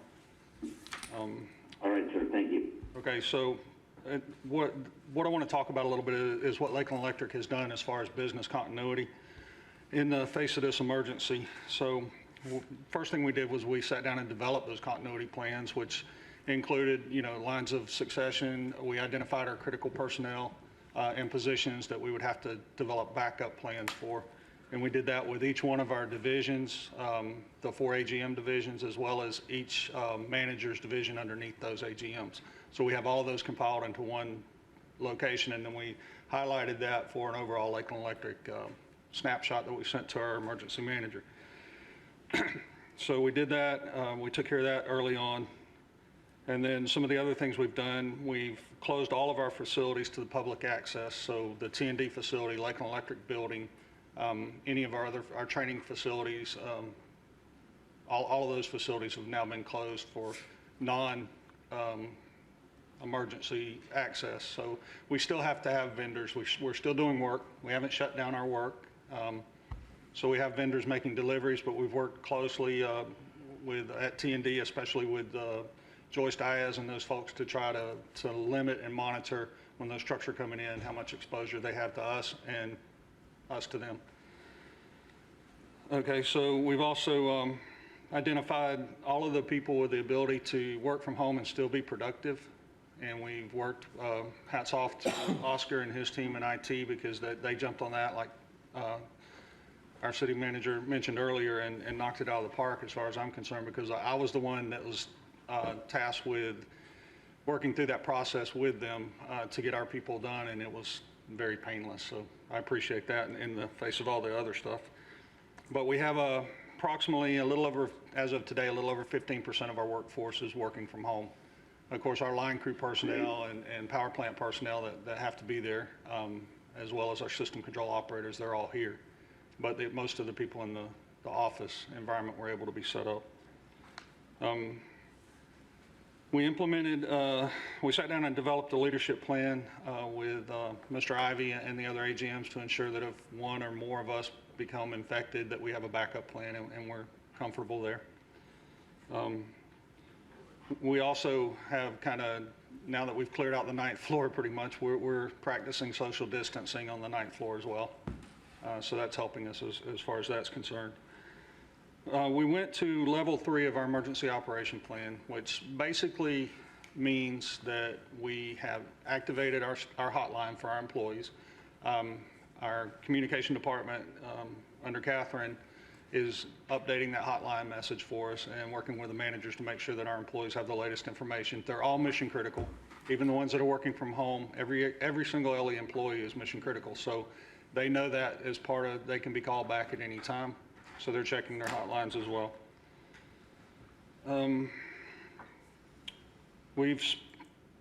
Basically, y'all know that we suspended cutoffs here a while back for our delinquent accounts, right? Well, the new announcement, Mr. Ivy's given me the privilege of giving y'all is starting March 25th, we will also be suspending all late fees for our customers in an effort to help them in this time of the economic downturn because of COVID-19. If I may really quickly, it won't just be Lakeland Electric. We've talked to all our other utilities and they'll be doing the same. So water, wastewater, solid waste. Great. So that should help our customers as well. And there will be a press release coming out on that as well. So some of the other things we've done, and I know, like I said, I gave you all the details, so I'm not going to read through all that. You can do that on your own time. But just to give you some idea, we've stopped. We're practicing social distancing everywhere in Lakeland Electric. So our line crews, they're not showing up and going upstairs to the break room to get their meeting stuff. They're not doing that. They're showing up at their individual truck sites in the truck bays with their crew. They're not gathering. They understand the severity of this and they know their role and their responsibility to our customers. So they're doing all that as well. Our system control, one of our more critical facilities, we've taken a lot of measures there to ensure that there's no unnecessary people coming in and out of that control center. Cleaning twice a day minimum before, and then shift turnovers, they're doing that as well. We're also looking at today implementing some other tools to kind of isolate their keyboard and mouse from each other, things of that nature, just to try to keep these people from getting infected, or if they do, then we have our backup control center, which we would then transfer to and clean our primary. So those are just some of the things that, like I said, you can read through this, but I'd be happy to try to answer any questions you may have. Commissioner Madden, sir. Excellent. Commissioner Madden. Yes, so this is terrific. So I was able to watch the American Public Power Association webinar last week, and just they had the Tallahassee utility as well as the New York utility, which of course is like 5 miles from the epicenter of the disease outbreak. So, you know, everything that you have on this list, and I checked in also with your staff, great job for getting so prepared and having this emergency plan in place. One of the things that they said in New York was once they go to shelter in place, then for instance, they had only, you know, like outage-based restoration, only contractors on site, and they had people in the control centers, you know, sheltering in place, meaning cots and foods and showers, because that's where they had to live, you know, through the duration of the shelter-in-place mandate. So could you speak to, you know, kind of everything that you've done is so great and spelled out so perfectly here, but if in fact we went to a shelter-in-place, how that takes it to the next level? Yes, well, fortunately, we're not there yet because it does bring up a lot of logistical problems. The administration building does not have any type of showering facilities for shelter in place, so we would have to bring in some type of mobile trailers, which, you know, is doable, and we've talked about this. Like I said, we're hoping we don't have to go to that, but once we do go to shelter in place, we will be in phase 4 of our emergency operation plan, which then would suspend all work except for emergency response. So our employees, our line crew employees, right now we're trying to keep things as normal as possible and still keep those folks safe, and they're still doing daily work, not just responding to outages or emergencies. Shelter in place takes us to that. And do you have a time frame in which that could all be enacted? Showers brought in, cots brought in, food delivered? I know my counterpart, Mike Beckham for production, has already looked into supplies and getting those delivered for power plant personnel that are key. We have in our emergency operation plan, we have logistics very well mapped out, and we have all those contracts in place. Now, COVID-19 is a little different. Right. I'm counting on these facilities to be able to support us how they have in the past. So after this week, we're going to be reaching back out to them, more than likely either this afternoon or tomorrow, just to confirm that they can still meet the commitments of their contracts. And if not, then we'll add backup facilities. But as far as the trailers, we've looked at those after Irma, and we have several different vendors that are able to deliver those trailers for the showers, facilities, things of that nature. Food supplies, those are a little more difficult right now because, as y'all know, if you've been to Publix or anything like that, there's not a lot on the shelves. But we would work with, I know we have contracts with a couple of the different places, Fred's Market, as well as Tiger Town. I think Richard here might be a potential candidate for food delivery as well. Yeah, so we can work through those. Like I said, I'm hoping it's not getting there. We're going to plan for the worst and hope for the best. But if it were to get to shelter in place, it would be a small amount of employees that we would have to shelter. Okay. Only the most critical.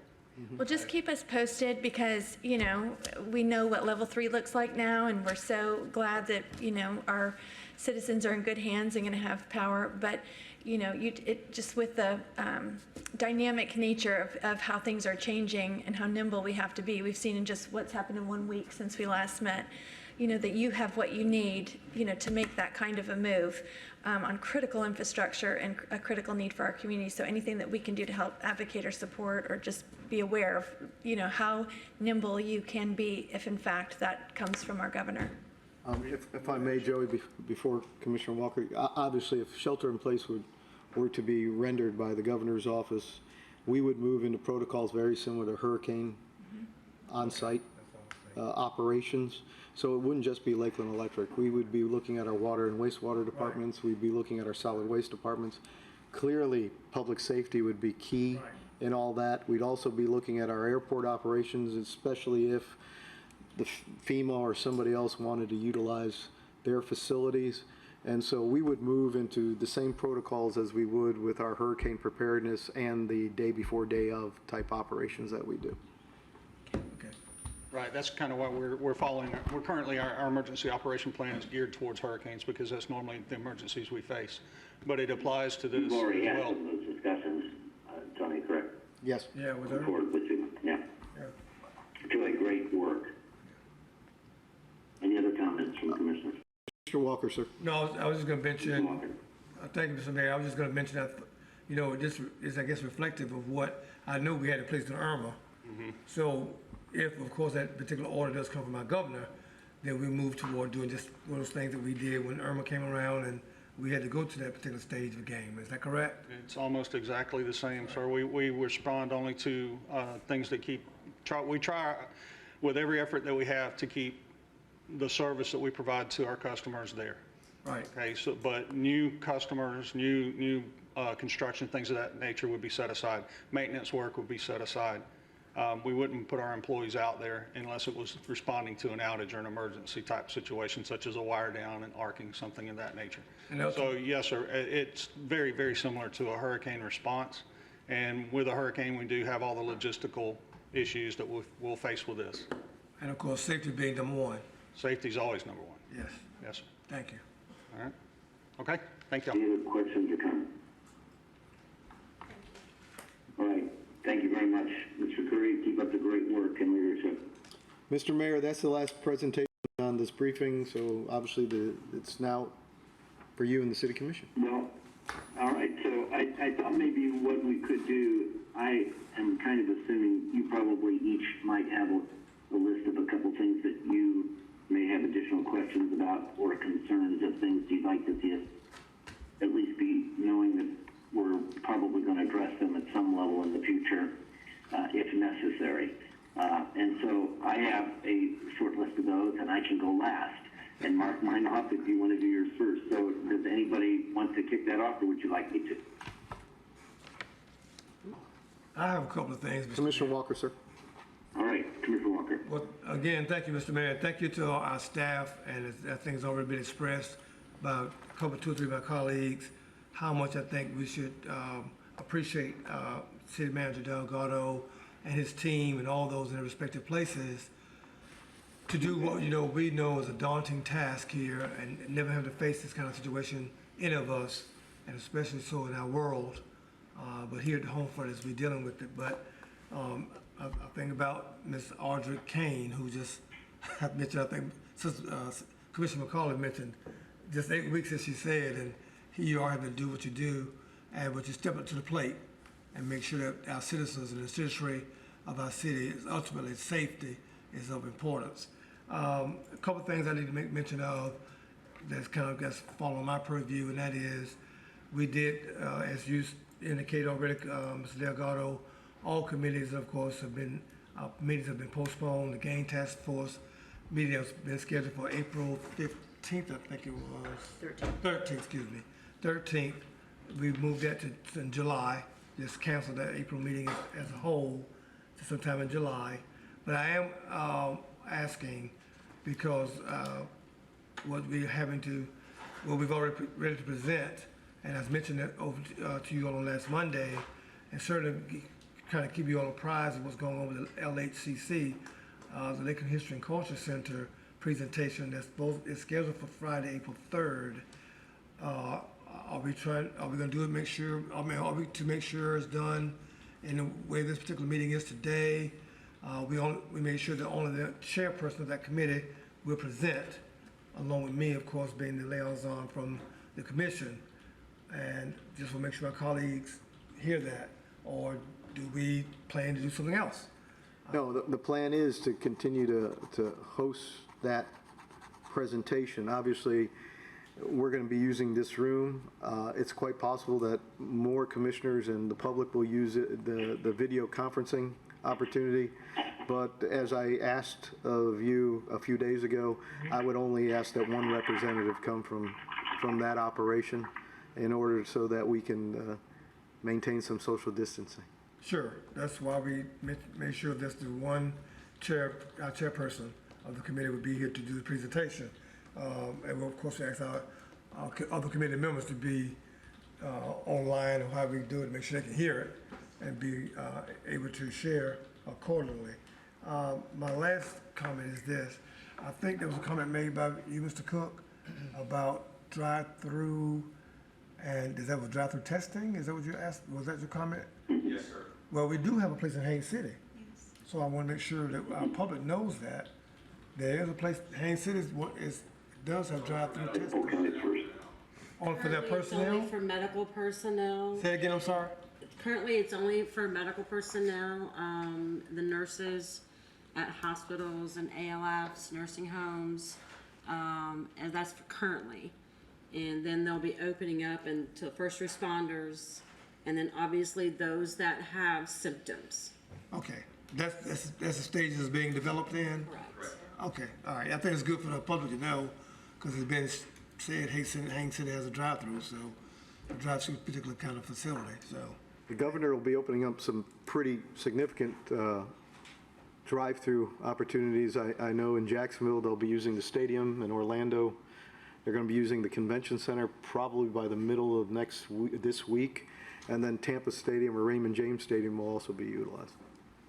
Okay, thank you. Thank you, Mr. Mayor. Thank you, sir. Any other comments? Commissioner McCarley, sir. Commissioner McCarthy. I just want to make a couple notes. We were on the EOC call earlier this afternoon, and Superintendent Byrd wanted to communicate to everyone that March 30th is when the feeding sites will be available at all elementary schools in Polk County. So if they have sites that aren't walkable for students and families that need to access food starting next Monday, unfortunately with spring break, they didn't have the purview or the staff and the vendors to provide food this week. But starting March 30th, which is a week from today, I believe it's 11 to 1, those feeding sites will be available at all elementary schools throughout the county. But if you need to get online for Polk County schools, look at it. If you are not able to access it by walking there or getting there easily and safely, they will consider some other sites if they need further help with that. I think that's one of the things through our COVID site that Mr. Cook has done that you can click on and see those updates in that top section that are going on for Polk County schools. In addition, being aware of the survey that they just did last week, if you have a child in public school, they're looking at 8th graders for 8th grade graduation and seniors for their graduation first to have accessibility for laptops or do online virtual learning starting on the 30th as well. Some teachers might be working on their online platforms on the 30th, and then school might start that next day, but just be aware and cognizant of what's going on. And a lot of people did complete the survey, but as I said, 8th graders, to make that jump from 8th grade to high school, have priority. For those kind of whether they're tablets or laptops. I'm not sure what kind of services they're going to use or going to be able to provide, as well as seniors in high school, so their graduation credits and everything will be okay for them to go on to school. And we're also, there was an announcement by the governor's office about June 30th. That's just in case we have to go later, is what the superintendent said today on the call. So I just want to make everyone aware of that. In regard to the vote earlier about the Parks and Rec, I just want to make a couple comments. Number one, Cleveland Heights, I've gotten many emails about the golf course being impeccably safe and that they've been taking every precaution and that staff has been working diligently. And I've gotten many constituent texts about that and how well that golf course has been running. So we really appreciate the staff out there. From my perspective, just as a personal thing, this virus is something completely new. It's something we haven't seen, and we don't necessarily want to shelter in place, but we do want to stop it. I may not be symptomatic, or my children may not, but I have a 78-year-old mom at home. I have to be very cognizant of taking care of her because I'm her major caretaker every day. She's very healthy right now, but we don't want to track anything back to her, and there are lots of people who are vulnerable in our community. So that's one of the reasons why I made that motion and wanted to hit the pause button on that for a while. Not to curtail anybody not being physically active, we just need to be as cognizant as we can, and I'd rather be overprotective and hoping that that was overprotection when we're looking back at this in a rear view mirror in a couple months, hopefully, or a few weeks, that we were overprotective and it wasn't necessary, than not being protective enough and saying, man, we really wish we would have done that. I just think that hindsight's gonna show us a lot of things, and I'm okay with being a little overprotective. I'm an overprotective parent, as my children can echo. They've been in lockdown for a while already. So just trying to be careful with that and telling you about the school stuff, but also commenting on how well the Heights has been doing. And it pains me to close those things, but I think it's the right thing to do. I'll echo what you said. I think for me, for voting for that, the 7 days lets us have more time to see how much this ramps up or it doesn't. And if we see it kind of stabilized, which probably will be surprising, then, we can revisit that. But I think to make sure that we are doing everything possible right now to be as drastic as necessary as well. Who's next? We'll just go down the line. Can I just get a little clarification on the school feeding thing? Because I had someone else ask me and I didn't know. I can't. Commissioner Franklin, I'm sorry, I didn't hear what he said. Yeah, I was just talking to Commissioner McCarley. I just wanted some clarification, if you know, on the school feeding thing. So it'll be in elementary schools, but will that be for all public school kids to go? Yes. So if it's at your Yes. neighborhood It's school, your neighborhood you go, school. Neighborhood school, and they yeah. will be equipped, because And obviously, it doesn't have to be your school, right? Yeah. So if you live in a neighborhood, so if you are live they going to encourage that? Because obviously every one school couldn't be equipped to have 10,000 people show up if that's not your I'm neighborhood. looking at Audrey because we were on the same. Well, they're probably going to limit how many can go in and grab meals, or have just like one person. If you have 2 or 3 children in your family, probably one person go in and pick it up. Yeah. I'm sure the school board and working with the county EOC will be able to give us more guidance on how they're going to do that. But yeah, they're not going to let a lot of people in the school all at one time. It'll probably be a drive-through as well, and delivery. If I remember correctly, hearing on the phone call, they said they would deliver to if necessary. Yeah, they would utilize their buses, yeah. Buses to take in a neighborhood center bus.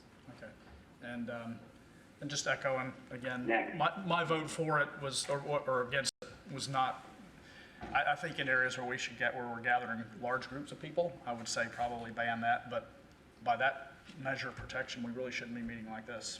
I mean, this is a bad meeting by all accounts. We're more than 10, we got all kinds of issues going on, so I'd still in line with what the governor does. But on a positive note, congratulations to Bob Donahue and his staff on Joker Marchant Stadium being named the best of the ballparks for 2020, so that's a great thing. So that just kind of came out today. So Came out today, yeah. As always, our parks are fantastic. Yes, they are. Oh, good news. I have to recover from that. It is loud. Commissioner Madden. Good news is rare. So I have 2 points. One is on the same call that has been referenced with the county. It was mentioned that one of our first responders went to Haines City drive-through and was symptomatic and did not get a test. And so the Department of Health, Dr. Jackson, you call us that we want to test our first responders. But I would just like to have our chiefs, both chiefs here, let us know if our first responders are not being tested. I just can't believe a first responder who was symptomatic was declined at 2 different testing places. And I want to hear more about that, if that is in fact the case, because there are a lot of people who have symptoms and feel like they for sure have it, who are not getting tested, but certainly when they said that the priority is first responders, then they're not necessarily, prioritizing this. That makes me a little bit frustrated. So please keep us posted on that individual, making sure that they were in fact tested, and anyone else. I know they said today just to think in your mind that every house has COVID, but certainly, not all of you are going to be geared up in PPE for every house. But that was a little disconcerting for me, so I'd like to hear an update on that. Maybe next Monday at our next meeting, we could hear how our first responders. And I hope it was an anomaly or a miscommunication, because we've had other first responders who've had to go out and deal with the possibility of being near someone who might ultimately be diagnosed as that, and they've all been handled very properly. So I'm hoping that was an anomaly, and I'm glad that Dr. Jackson so quickly worked. Yes, she did seem very emphatic. Yeah. So that was reassuring, but I just would like to have confirmation. My other point is I feel like certainly we're here to meet as a city and to discuss our departments and how we're, whether or not we're closing parks or how we're administering our city services. But I would be remiss if I didn't take this opportunity to acknowledge folks like Richard, who is here today, who are on life support in their businesses. And, I've been telling my kids, businesses are like people. If you go to the doctor and they say, well, you've got a clogged artery, or, you've got high cholesterol, or you can plan appropriately and take medication or get on, kind of a long-term treatment plan. But when you flatline, sometimes you don't come back from that. And when revenues flatline, small businesses cannot live long with no revenue. And so, kind of with my approach to the parks, the more we can provide our small businesses innovative opportunities to serve people and to stay in business so that they are still there. I don't know. I'm not the only one up here who's had a small business, but I know that we had to make tough decisions over the weekend to lay off 1/3 of our employees and shut down a department and give across-the-board cuts so that we can survive. And that we're not in the restaurant and the some of the others who are hit even more quickly with this spread. So I absolutely am concerned about our vulnerable population. I hope we quickly, after 15 days of slow the spread, go to severe, strict quarantines of our vulnerable and let the workers work, because the economy cannot survive when every single industry in the country and states are closing down. Y'all, that is catastrophic. And so I am just going to advocate for our small businesses, and for as long as we can let them somehow come up with creative, safe solutions to meet needs. Richard has an example. He closed his business down so his employees could go get a better job. We made a similar decision. We knew Publix and Amazon were hiring. We wanted them to be first in line for the unemployment insurance this morning, so we gave them letters of recommendation. We are doing everything in our power to help them find a job with someone who can support them during this time. But if Richard, because he's a restaurateur, can provide other supplies for his neighborhood so people could get some fresh air and walk down and just grab something out of a window and he could stay in business a little longer, I just hope and appeal to our city to not, we're going to hear complaints, like the mayor said. People are on both sides, severe caution and worry and panic and dread. because of what they're seeing on the news, and others who are more cavalier and don't seem to care and are not following the directives coming from our government. But it is not unsympathetic to consider our economy and our local businesses. It is not saying we don't care about our most vulnerable or potential outbreak in our community. We absolutely care, and we have to do everything we can to follow the instructions from the CDC and the World Health Organization. But if everybody goes out of business and people don't have jobs, and that is also a huge catastrophe like we've never seen before. I lived through the last recession as a small business owner, and there are business grants. There's not enough government money to go to all of the businesses who are going to need support after we get through this. I mean, if our money goes to the government as a proportion of what revenue we bring in, how would they possibly be able to replace all the revenue we've been without? And so that is just something I want all of us to consider. Yes, we can close down our city buildings, and we can do whatever we have to do to make our employees safe and our city safe. But please try to be gentle with our small businesses and think of creative ways to keep them in business. And I don't know, Richard, I don't know if you have anything else you'd like to comment on that, because you happen to be here as a small business owner. But I just want to be open to creative ideas, because we don't know how long this is going to last. And like I said, when you flatline too long, sometimes there's no coming back from that. One of the things that we saw. Richard, I'm going to need you to come on up. Thanks, my friend. Appreciate the opportunity again. We had no intention of reopening until we talked to our suppliers, who have been told they have to continue to open and supply Publix and Winn-Dixie, and their warehouses are full. Their issue is getting their product into the grocery stores and then restocked up on the shelves. And my teenager went to quit his job as a stock boy at Publix so that someone that was looking for a job for their livelihood could have his. And he was told, we need you. We're hiring everybody we can get, and don't quit until that happens, until someone comes in that they can't hire that's head of a family. So we're fortunate there. But what we've seen is rationing of 1 pound packages of ground beef, and just an inability to get eggs and milk. And I felt like it was sort of like a light went on, that we had a community commitment to serve, if we could offer these goods and get them out there, then that's something that we needed to look at. And we have a very giving peer group in our community. We talked to Stephen Rojas, who owns the Nutwood in Winter Haven, who's down, and we're working on different ideas on how to make that happen. None of us are retailers, so we're looking at how do we price items to be fair. We're not doing this to make money. I am doing it to keep my brand. That might be the only thing that survives. So the one thing to think about, our businesses are seasonal. So we lose our best season. Are we really, if we're able to, are we going to be able to open in July, August, September? Does that make sense to reopen then? Mm-hmm. And if we wipe out all the middle class economies in our county, who's going to come eat at our restaurant? So how we vision ourselves and how we move forward is indelibly changed already.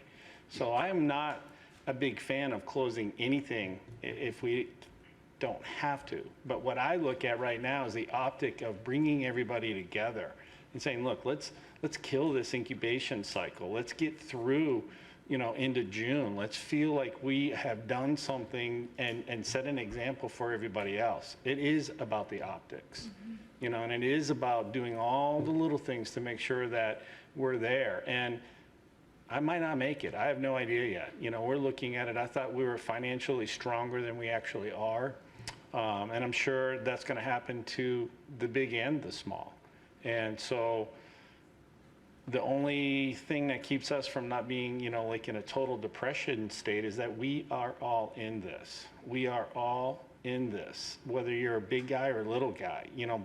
Our friends that are senior VPs of very large companies they're not getting a salary. They're furloughed furloughed, right? Furloughed. Now. Thanks, Kevin. So the idea is they're getting their benefits, but I mean, those are big checks to be missing. And I don't care if you're rich and I don't care if you're poor, we're all going to hurt, and we're not going to look at our businesses the same way. So we're talking to Marcos, we're talking to Jeannie, we're talking to other people, business owners, about like how Fit Niche Ashley was just texting me about how we can help each other. And that's what I think you'll see coming through this, much like a hurricane relief. And we need you guys to, unfortunately, help guide us into those areas. You know, my initial question for this meeting was, if we reopen, are we going to have the paperwork to allow our 1 or 2 people we're going to have do deliveries, and 1 or 2 people that are going to help me and my new chef do this food, to get to work and to be able to make the deliveries? We feel that it's inevitable that we're going to have a shutdown. If we do the little things that we're doing now, maybe we can avoid it. But I would tell you, my peer group, my tennis friends and everyone else that's out there, we just think that any day now, we're going to be forced to close it down. And so I'm looking at that and saying, okay, what can I do to help? Much like your family, we have a lot of friends that have 8, 9, 10 people at home. They can't, you can buy 1 dozen eggs, 1 loaf of bread, 1 pound of hamburger. That's what we have at Publix right now. You know, so I'm not that concerned about missing golf. I am concerned about having people be able to cook, and then have restaurants be able to deliver food, so every once in a while you guys can experience a little bit about what going out was, even if you got to do it at home. The carnage will be great, but hopefully the rebirth through the ashes will be even better. And there's a lot of people that love Lakeland, and we're part of that. So yeah, we're here to serve. You know, if we need to help do bigger batches of food, if that were to happen, we're all in on that. And I don't know a single operator that wouldn't be. And we were lucky. We have a very large walk-in, a very large refrigeration system, so that allows us to take in big deliveries and kind of push that out. So you'll see there are other people like that. So if it gets super bad, if it gets to that level, we'll be there. But thank you. Thank you so much for being here today, just to give that perspective. I know that I've heard similar comments from the joinery who just opened. Yeah. You know, people are willing to be creative. I will say that you brought up a good point, and this is the question I wanted to ask with this in our mind. Probably Audrey would be the best person to ask. If there are quantitative triggers for sheltering in place, I had heard that the governor kind of thinks it's a 3-staged kind of declaration. Are there the quantitative triggers are this many confirmed cases, or this many deaths, or this kind of an infection rate? So I mean, every day small businesses are trying to do predictive analysis on what, you know, each day and week and month is going to look like going forward. So if we even knew, because some people are saying, well, if I knew we were going to sheltering in place this next week, we do a lot of our business across the country. Most of our business is outside of Florida. And so when you see, you know, California shut down and New York shut down, you're like, okay, good. Thank God this supplier also has a distribution center in Alabama, but this one doesn't, so they're out. You know, this one is in New York, and thank God they've got another distribution center here. So we're trying to, as each state shuts down, figure out how we can be nimble and survive. So whether it's a restaurant trying to distribute food differently, or it's another business trying to figure out where their supply chain is going to come from, or even if you're allowed to, deliver things UPS into a shuttered state. So, people have to make quick decisions to stay alive in this environment. So if there's any way you can communicate, okay, this is, what will trigger going to the next level of shelter in place. There's nothing that I can't communicate. Governor DeSantis is looking at all avenues as to what he has been doing throughout this process of going to closing the restaurants to 50%, to closing them completely and just doing deliveries. He looks at the fact that we still have, I believe, 20 counties that don't have cases. So does that in itself quantify having a complete shelter in? They're one of the areas that only have about 500 cases. We have now over 1,000 cases. So I'm sure he's weighing that all out. I can't, make that call with, how he's making those decisions. And, being on the state calls and the county calls helps me listen into, how he is making the decisions and when he's making them. And sometimes he's not even, making the decisions on the calls. He's actually doing it during his press briefing. So it's really hard to determine, how the governor is actually thinking about this. We appreciate you giving us updates. But the biggest issue that we have is if you're not allowed to test people, and if you're not getting tests out, so do we even have really accurate numbers to look at to be able to forecast what we should or shouldn't be doing? So, we're continually trying to err on the conservative side, not the political conservatism, but on the side of like, look, let's keep people home until we know better. I like the idea of monitor and see if things get better, we can open stuff. But if all of a sudden we found out that, someone that was at a golf place or playing tennis, which I don't think will happen, but if they did, and that's where they all got it, then where are we at? If we can do something, then let's do it. And if not, at least we tried. And then my other point with regard to your statements was, after listening to the TDC phone call last week, they reemphasized the fact that March, April, May is your revenue for Florida. I mean, it is your Christmas, The only thing that's good is tourism supposedly the virus doesn't travel so well in heat and humidity. So yeah, but I mean, the revenue loss during this time is the biggest time of the year. It's like a retailer's Christmas, March, April, May for our tourism department, all of our, baseball and all of the, things. So they're really trying to reschedule, some things as much as possible on that tourism and sports marketing and those things that, keep our county afloat, instead of cancel. And hopefully they'll be able to do some of that. Yeah. Like with RP Funding Center, I'm hopeful that they're able to kind of do some of that rescheduling instead of all out canceling. But I just want people to know that we're addressing all these other issues, and safety is of the most, utmost importance, and it's a health related issue. But you can't neglect the impact this is going to have on our economy and our small businesses. Big and small. If I may interject. Go ahead, yes. If you don't mind, No, go ahead. I think it's important, I think all you said, Commissioner, man, is good, and I think we should make sure we can do what we can as a city. But we could also understand there's other businesses and all the other kind of small businesses that are affected too. I think about my barber, my wife's beautician, they're closed. Nobody's not coming in. Yeah. So just as the restaurant. That's what I'm talking about. It's Yes. all of it. So I think at that time when we are about to open our doors again, as it would be, we have to understand that these folk too have been affected as well. Not on the food chain, but also the folks in the mom and pop shops. Yeah, I'm not the food chain. Yeah, I'm just saying. I'm talking about every business. Everybody. Every industry, every business. Every industry that is. I know we hear a lot of talk about the food chain, but I want to make sure the public hears it's not just food chain only. No, everybody. It's everybody. Everybody. Thank you.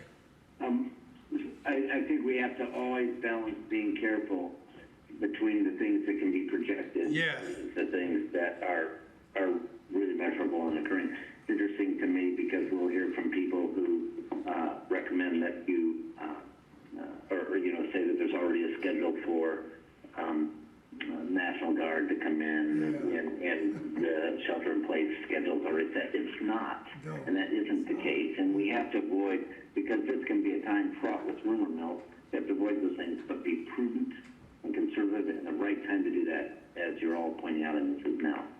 Yes. Any other comments, Commissioner Madden? Nope, that's it for me. Commissioner McLeod, sir.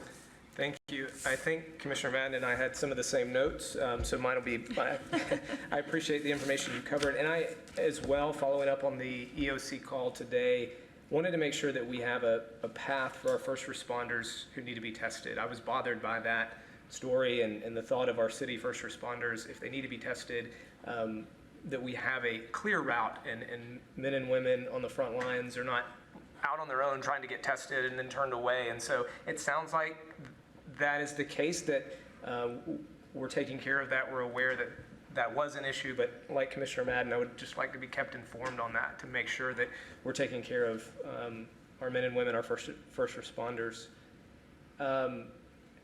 Audrey, I just want to commend you for the work that you're doing 8 weeks into this.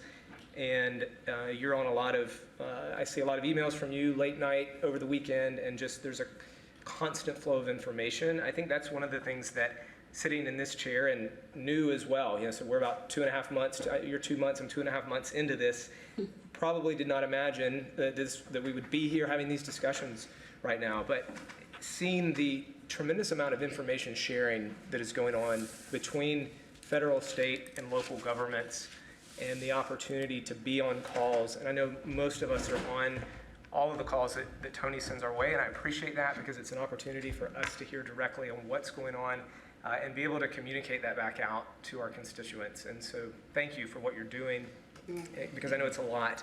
And we'll continue from our vantage point to share what we know, to try and share the facts, correct information, and there's so many opportunities for misinformation right now. And so I think coming back to that and having this opportunity to share as a commission is vital during these times.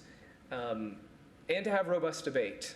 I think that is, for me, I know some of you have been up here for a number of years, and you've had your share of discussions and robust debates, but it's good for, I think, the process for us to come in and have different viewpoints and passions and be able to balance that out in the best interest of our community. And they're challenging times. Richard, thanks for being here, for sharing. I think your sentiments reflect most of the small business owners right now who are just wondering what do the next few months look like? What does it look like for the future of our business? And that is, it's stressful. There's anxiety that comes with that. So we're aware of that. I echo Commissioner Madden's remarks about ways to be innovative, how we can support our small businesses in the Lakeland community right now. Anything we can do, keep us posted. Stay in touch with us, fellow business owners. If you're out there and you're listening, if there are things that we're missing, let us know. I know many of you do, but continue to stay in touch with us and communicate during these next few weeks, during this time. Tony, I did want to ask you, you mentioned we have 400 employees who are working from Roughly home 400 right now. And you may have said this. Do we expect that number to go up? I mean, are there still... I think we've leveled off right now based upon, we offered every employee the opportunity to go ahead and do this. Okay. There are some employees who decided they'd rather come to work and continue to do what they're doing, very similar to hurricane situations. I have a lot of great public servants that would like to be here. But there were many employees who their operations lended themselves to go ahead and do this, finance and billing and some of those. And so in order to go ahead and help with the spread of folks so that we're not on top of each other, it made sense to do that. So there might be a few more employees as we move forward, but I think we've leveled off. And let's not forget, a lot of our employees don't work in the office space. Public safety, folks in public works, folks at Lakeland Electric, folks in water and wastewater. There are a lot of employees that don't work in public spaces, inside buildings, I mean. They mostly work outdoors, and so having to work from home in that would be incredibly difficult. As we move forward, as Joey Curry pointed out, if we move forward and the governor moves to more significant efforts, we will have to take a look at those operations too and see where we can pull back and restructure how we do those also. Thank you. All right. Bill Reed, sir. My turn. There's really not much that I can add. I think our commissioners have said most of it, and I think, in speaking for myself, and I think as well as for all the rest of them, I don't think in our wildest dream we would ever been up here making decisions on public health in reference to closing down our parks and stuff of that nature. The perception may be that the medicine may be a little bit tougher than the disease itself, but it's a necessary evil, and of course it's a hard pill to swallow right now. It's affecting a tremendous amount of people. And I do think it's going to pass, and we're going to come out and it's okay. It's just we just hope it's not going to be the new normal. But I'm assuring you that things are going to change in the past. And of course, as you mentioned, with the things we're going through now, it may implement more efficiency in our government with the ideas that we're going to have and do this type of stuff. But just try to be like everybody else, self-isolate and minimize your contact, and we're gonna come through this stuff just right. And I think it's the citizens of Lakeland, and we're fortunate we'll have minimal cases compared to Dade and Broward County, which is where the thrust of most of the exposure's been coming from at this point. And we're just lucky to be in the central part of Florida, and I think our citizens are taking it in the proper manner they should. And I think they're gonna understand that we're gonna caution and err and caution for our parts and stuff, and understand that we're doing it for the greater good, regardless of my personal preference of what I would like to see. But again, I think it's imperative that we do this, and that's why I voted the way I voted today. Mr. Mayor? All right, I'm sorry, that mic was pretty soft. Thank you, though, Commissioner Reed. I have some issues that I'd just like to raise, and I don't know that they need to be discussed at a greater detail here, so I'm going to do them more in a bulleted fashion. But I think that there's something that we need to look at, and I've talked with our city manager about this first issue. I have a concern about campuses remaining open. We had a week ago 1,060 students. We're now down to right at 400 that are still on SEU and on Southeast University, Florida Southern College, and Florida Polytechnic campuses. And we're still providing food to them. And most of these are people who do not have an opportunity to move go to someplace easily. Some of them may be able to be in that scenario, but as long as we leave those open, we really provide an opportunity for places for congregating and I think risk. And so I'd like us to think about that. I've talked with the Department of Education on this, and it is a local prerogative to decide to do that. That's not been done on a statewide basis, and so the remaining post-secondary students that are on campuses are maybe from out of country or maybe a longer distance, but the probability of those campuses having an ending semester with student populations restored, I think, is very unlikely. And therefore, we ought to be thinking about what do we want to do, and I believe our campuses would probably accept our lead in that. Encouraging everyone to avoid, if you're in a meeting and there's more than 10 people, there's 10 people or more there, think about the fact that that oughtn't to be taking place, and think about what you can do in your part not to be there. The first responder testing, I'm an advocate of as well, and making certain that that is part of what we provide. I think we need to provide tolerance for construction to continue to the extent that construction people feel their workers can work safely because of the fact that that keeps, it isn't one of those environments where you don't have to be near people that you're working with all the time, and it keeps the economy going. And to remind people that there are thousands of logistical jobs that are going to be offered statewide during this crisis, so that if warehousing and any logistics contribution can be made, people ought to think about doing that if they want to continue to work and can do that in the interim. With respect to signage, Tony, and I'm really, City Manager Delgado, I'm really responding to this with respect to the banners and the tolerance.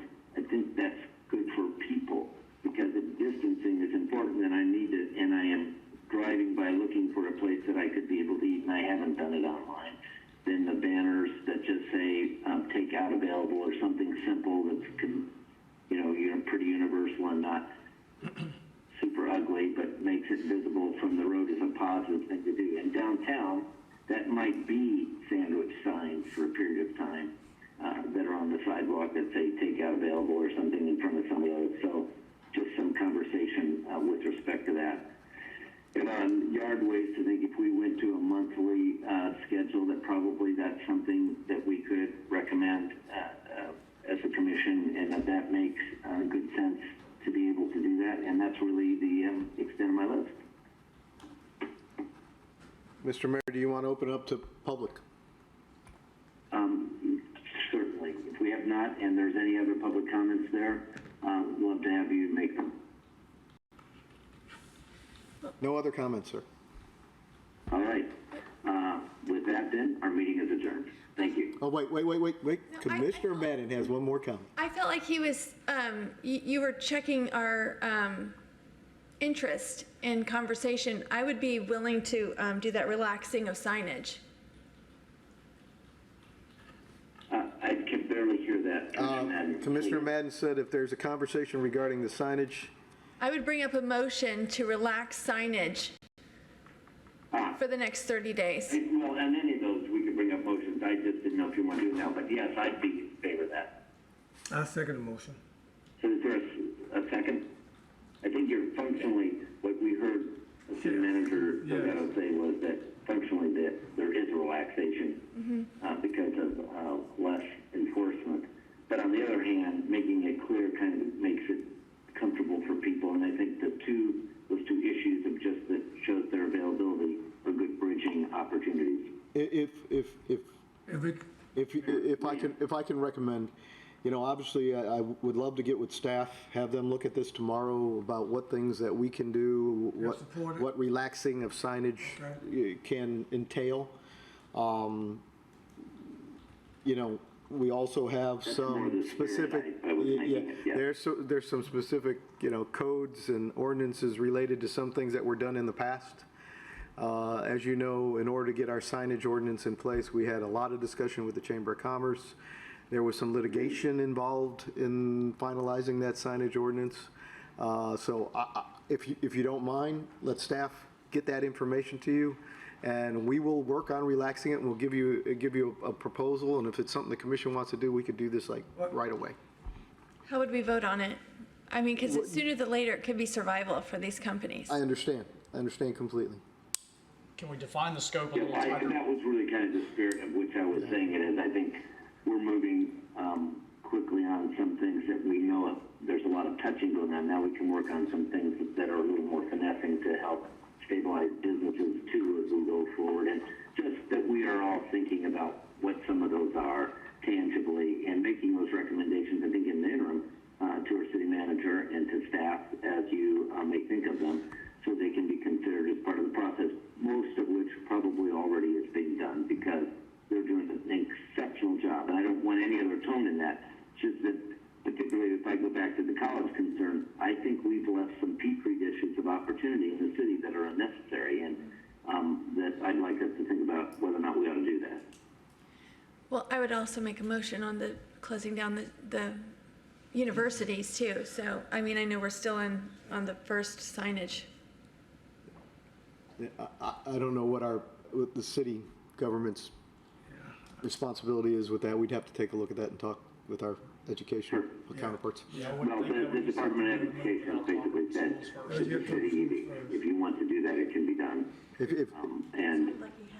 But I think we need to make sure we're doing it for the right reason. Certainly coordinate with the colleges as well to some degree, but to at least be considering whether or not that's something we ought to look at. Are we back to the first motion? Are we moved back to the first motion? Signage. Are we back to the first motion then? Signage. Signage? Was there a second signage motion? Yeah, Second to the motion? there was a second. Now the question is, what's the motion? Allow staff to do that. So if you want to allow staff to give us a first shot at that, then you vote no against this. And if you want to accept those two suggestions. Well, when you meet, if I can ask, because there was a motion made, what are the parameters? What's the criteria for relaxing?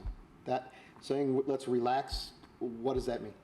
Well, Ms. Sarah, It was Commissioner Madden. Well, I was just, what does that mean, relax signage? I think we need to specify, are we saying solely to allow businesses that are open for the sake of doing takeout food to be able to promote that, or just the whole sign ordinance goes out the window for 30 days, do whatever you want until we come back? That's why I asked, so. my motion to second was because I was thinking the person who made the motion, Commissioner Madden, concern was about businesses still being able to operate, be able to function and keep going and serve food and be able to let folk know here I am, I'm available, come here, you know, and make your order, or you can make your orders and come pick it up.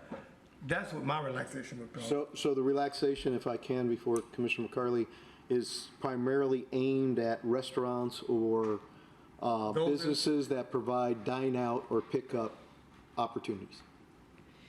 That's what I thought, that's where I'm leaning to. Okay, well, they're not the only businesses in jeopardy. We have retail establishments that are still giving gift stores. I think A-frame, you know, and banners, just, I don't think it needs to be rocket science. It's really survival. Like, give them a chance to tell people they're still open when most people, if they watch on the news, they think everything's shut down. They think that they're surprised to see that there's anybody even open. And they're like, yes, we're open. Like, we need to survive. Each week they're trying to survive a week more before everything's shut down. So I think give them the tools that they need to survive. So we're not talking about signage, large murals and billboards. Commissioner McCarley, Mr. Mayor. Point of clarification, when we did the emergency resolution, I'm looking at City Attorney Davis last week, the purview for a lot of these things fall under the guidance of the city manager, which he would work with staff. So does any of this entail us needing to have motions? Or do we just need to make commentary supporting the mayor's list that we'd like staff to look into all these things, because I feel like that might fall under your purview versus needing it to be a motion or not. So point of like protocol. Clarification. Yeah, the emergency resolution definitely authorized the city manager to do certain things. It doesn't preclude the city commission from expressing, you know, what their direction is. On top of it, right? If I, We got Commissioner Reed, then McLeod. I'll go first, if you don't mind. Go ahead. There again, I would like to, did you make a motion, or? No, the motion was made. Did you make a motion? I made a motion to relax signage over the next 30 days. And then Commissioner Walker seconded. To expand on that a little bit, there again, I would like if we could do it for 60 days as a start, maybe. And then we could do a banner, no more than 3 feet by 12 feet. That way give them 32, 36, 36 square feet of sign on each business, maybe. They're going out getting, you don't want somebody just to have a massive thing, but there again, I'm just trying to limit it, because they're getting, typically you need it big enough for you to see far enough away. But you don't want to just have them stuck all over the place, or maybe one per business. I feel like I'm sorry, I just feel like this ad hoc is gonna get you in trouble legally with the sign code. I interpret the motion as directing the city manager and staff to look into it. exercise good discretion in enforcing the code versus getting into any specifics of it. Yeah, Yes. I would agree with our city attorney. And I wanted to add, if I heard the city manager correctly early on, you said right now, as it relates to signage and code enforcement, we're pretty much taking a hands-off approach. Did I hear you correctly in that? So you're not running around a restaurant saying your A-frame, your banner is out of compliance, and this is not the time to squeeze small businesses on that. And so I liked what I heard with that. I liked the spirit of that. I don't know if we necessarily need to define the sign policy via a vote right now, but just hearing our desires on, we want to make sure that we are being as flexible with small businesses as we possibly can right now. I liked what you said about coming back tomorrow with some clarification on guidelines, some specificity that we may not be able to capture up here. So Yeah, I think that makes sense. Community development, community and economic development are already relaxing some of that. I think the two areas that we're finding the biggest questions on have to do with the flag signs, the large banner flag signs that you see many times people put out in front of their businesses, especially during tax season. That's one of the areas that folks would like to utilize in the code. It specifically prohibits that. And so it's not that they're telling people to take down signs. It's not that they're telling them to take down A-frames. We're being very relaxed with that. It's some of the specifics, and I'll get with staff and say, can we work with them on those type of signs? It's not the flags, and it's not the balloons. It's some of those others that we see sometimes. The sales. That's Any other comments by commissioners? No, that's the vein I was making. All right, then, Second my can you motion. there. restate the motion, please? To direct staff to what did I say, relax their approach to signage for the next 60 days, We move for the survival of our local businesses.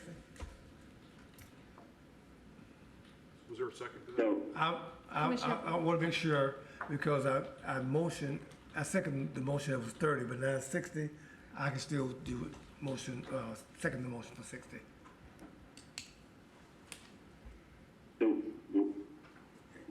So the restated motion, let me try and restate it, make sure that I understand it correctly, because I may not have heard it clearly, is that we relax signage enforcement for the next 60 days. And in that relaxing, if there's flagrant use of something, that's not what we're talking about here. The city would have the ability to continue to enforce that. But for the things that make people primarily aware that businesses are open, to be able to serve at some, maybe perhaps more limited level. But so that we'd be relaxing the signage enforcement for 60 days. Is that the motion? Yes. Direct the staff to make sure they look into it, to be done. Okay, and staff, any additional comments to hone that at all? No, we'll work within those parameters. Okay. And I think LDDDA would probably have some suggestions or. Roll call vote. We'll start with Commissioner Walker. May I? Commissioner Franklin, go ahead, and then Well, I'll. I'm back with Commissioner McCarley. We went to this whole trouble last week to give you broad powers, and I think we can steer and say that the consensus of the commission is we would like you to take this up. I don't know that we need to pass a vote on this thing. I think it's kind of overkill. It's why we did what we did last week. Now, you've given me direction one way or the other, so either, I mean, there's no need for a motion, but if the commission feels comfortable in that manner. But there really isn't. If I may, Staff is already prepared to work on those and make that happen. I feel like I hear two different motions in it. I hear one that says to relax signage or regulations, and one that says to direct staff. And so I just want to make sure that we're clear on what we're voting on, or that. Well, it's first to relax the signage. That was my first motion for 30 days. And then the city manager said we'd have to talk with staff because there's all of these rules, and we went through this whole long thing to come up with our sign ordinance. And that kind of answer is what makes me nervous, that if we don't have a motion, that we won't have signage and flexibility. But that's just me. I mean, I just, time is of the essence for our businesses. I want them to know the city is with them. And for this time, they can have A-frames and little banners or whatever they can do to tell people that they're open. We don't need a motion for that. We'll make that happen. All right. In which case, if you wanted to withdraw it, you could. I'll withdraw a second. I'll withdraw the motion. I want to hear that sooner than later that our businesses are happy in being able to put their signs up. And what we're doing is making certain that businesses that want to tastefully alert that they're open should feel more comfortable in doing it than the normal signage ordinances would provide. Yes. Yeah. My only concern, not consternation, concern was when you open the door, there could be people who take great advantage of it. And I'm not just talking the banners and the A-frames and the hanging signs. We're talking billboards, and we're talking large signage and those type of things within right-of-way. And so we will work with every business to make sure that the signage that they have the ability to put out and want to put out is tasteful and in a manner that will bring patrons to them. So they have to get approval from you? As a commission, no, we'll work with them. What do you mean they work with, so they can't just immediately put something out? Take care of it. I'm not sure a billboard is the right thing to give an approval to, Commissioner. Right, I agree. Any other comments from commissioners? All right, then if you're all good, we will be adjourned. We're adjourned. Thanks. What do you want me to do?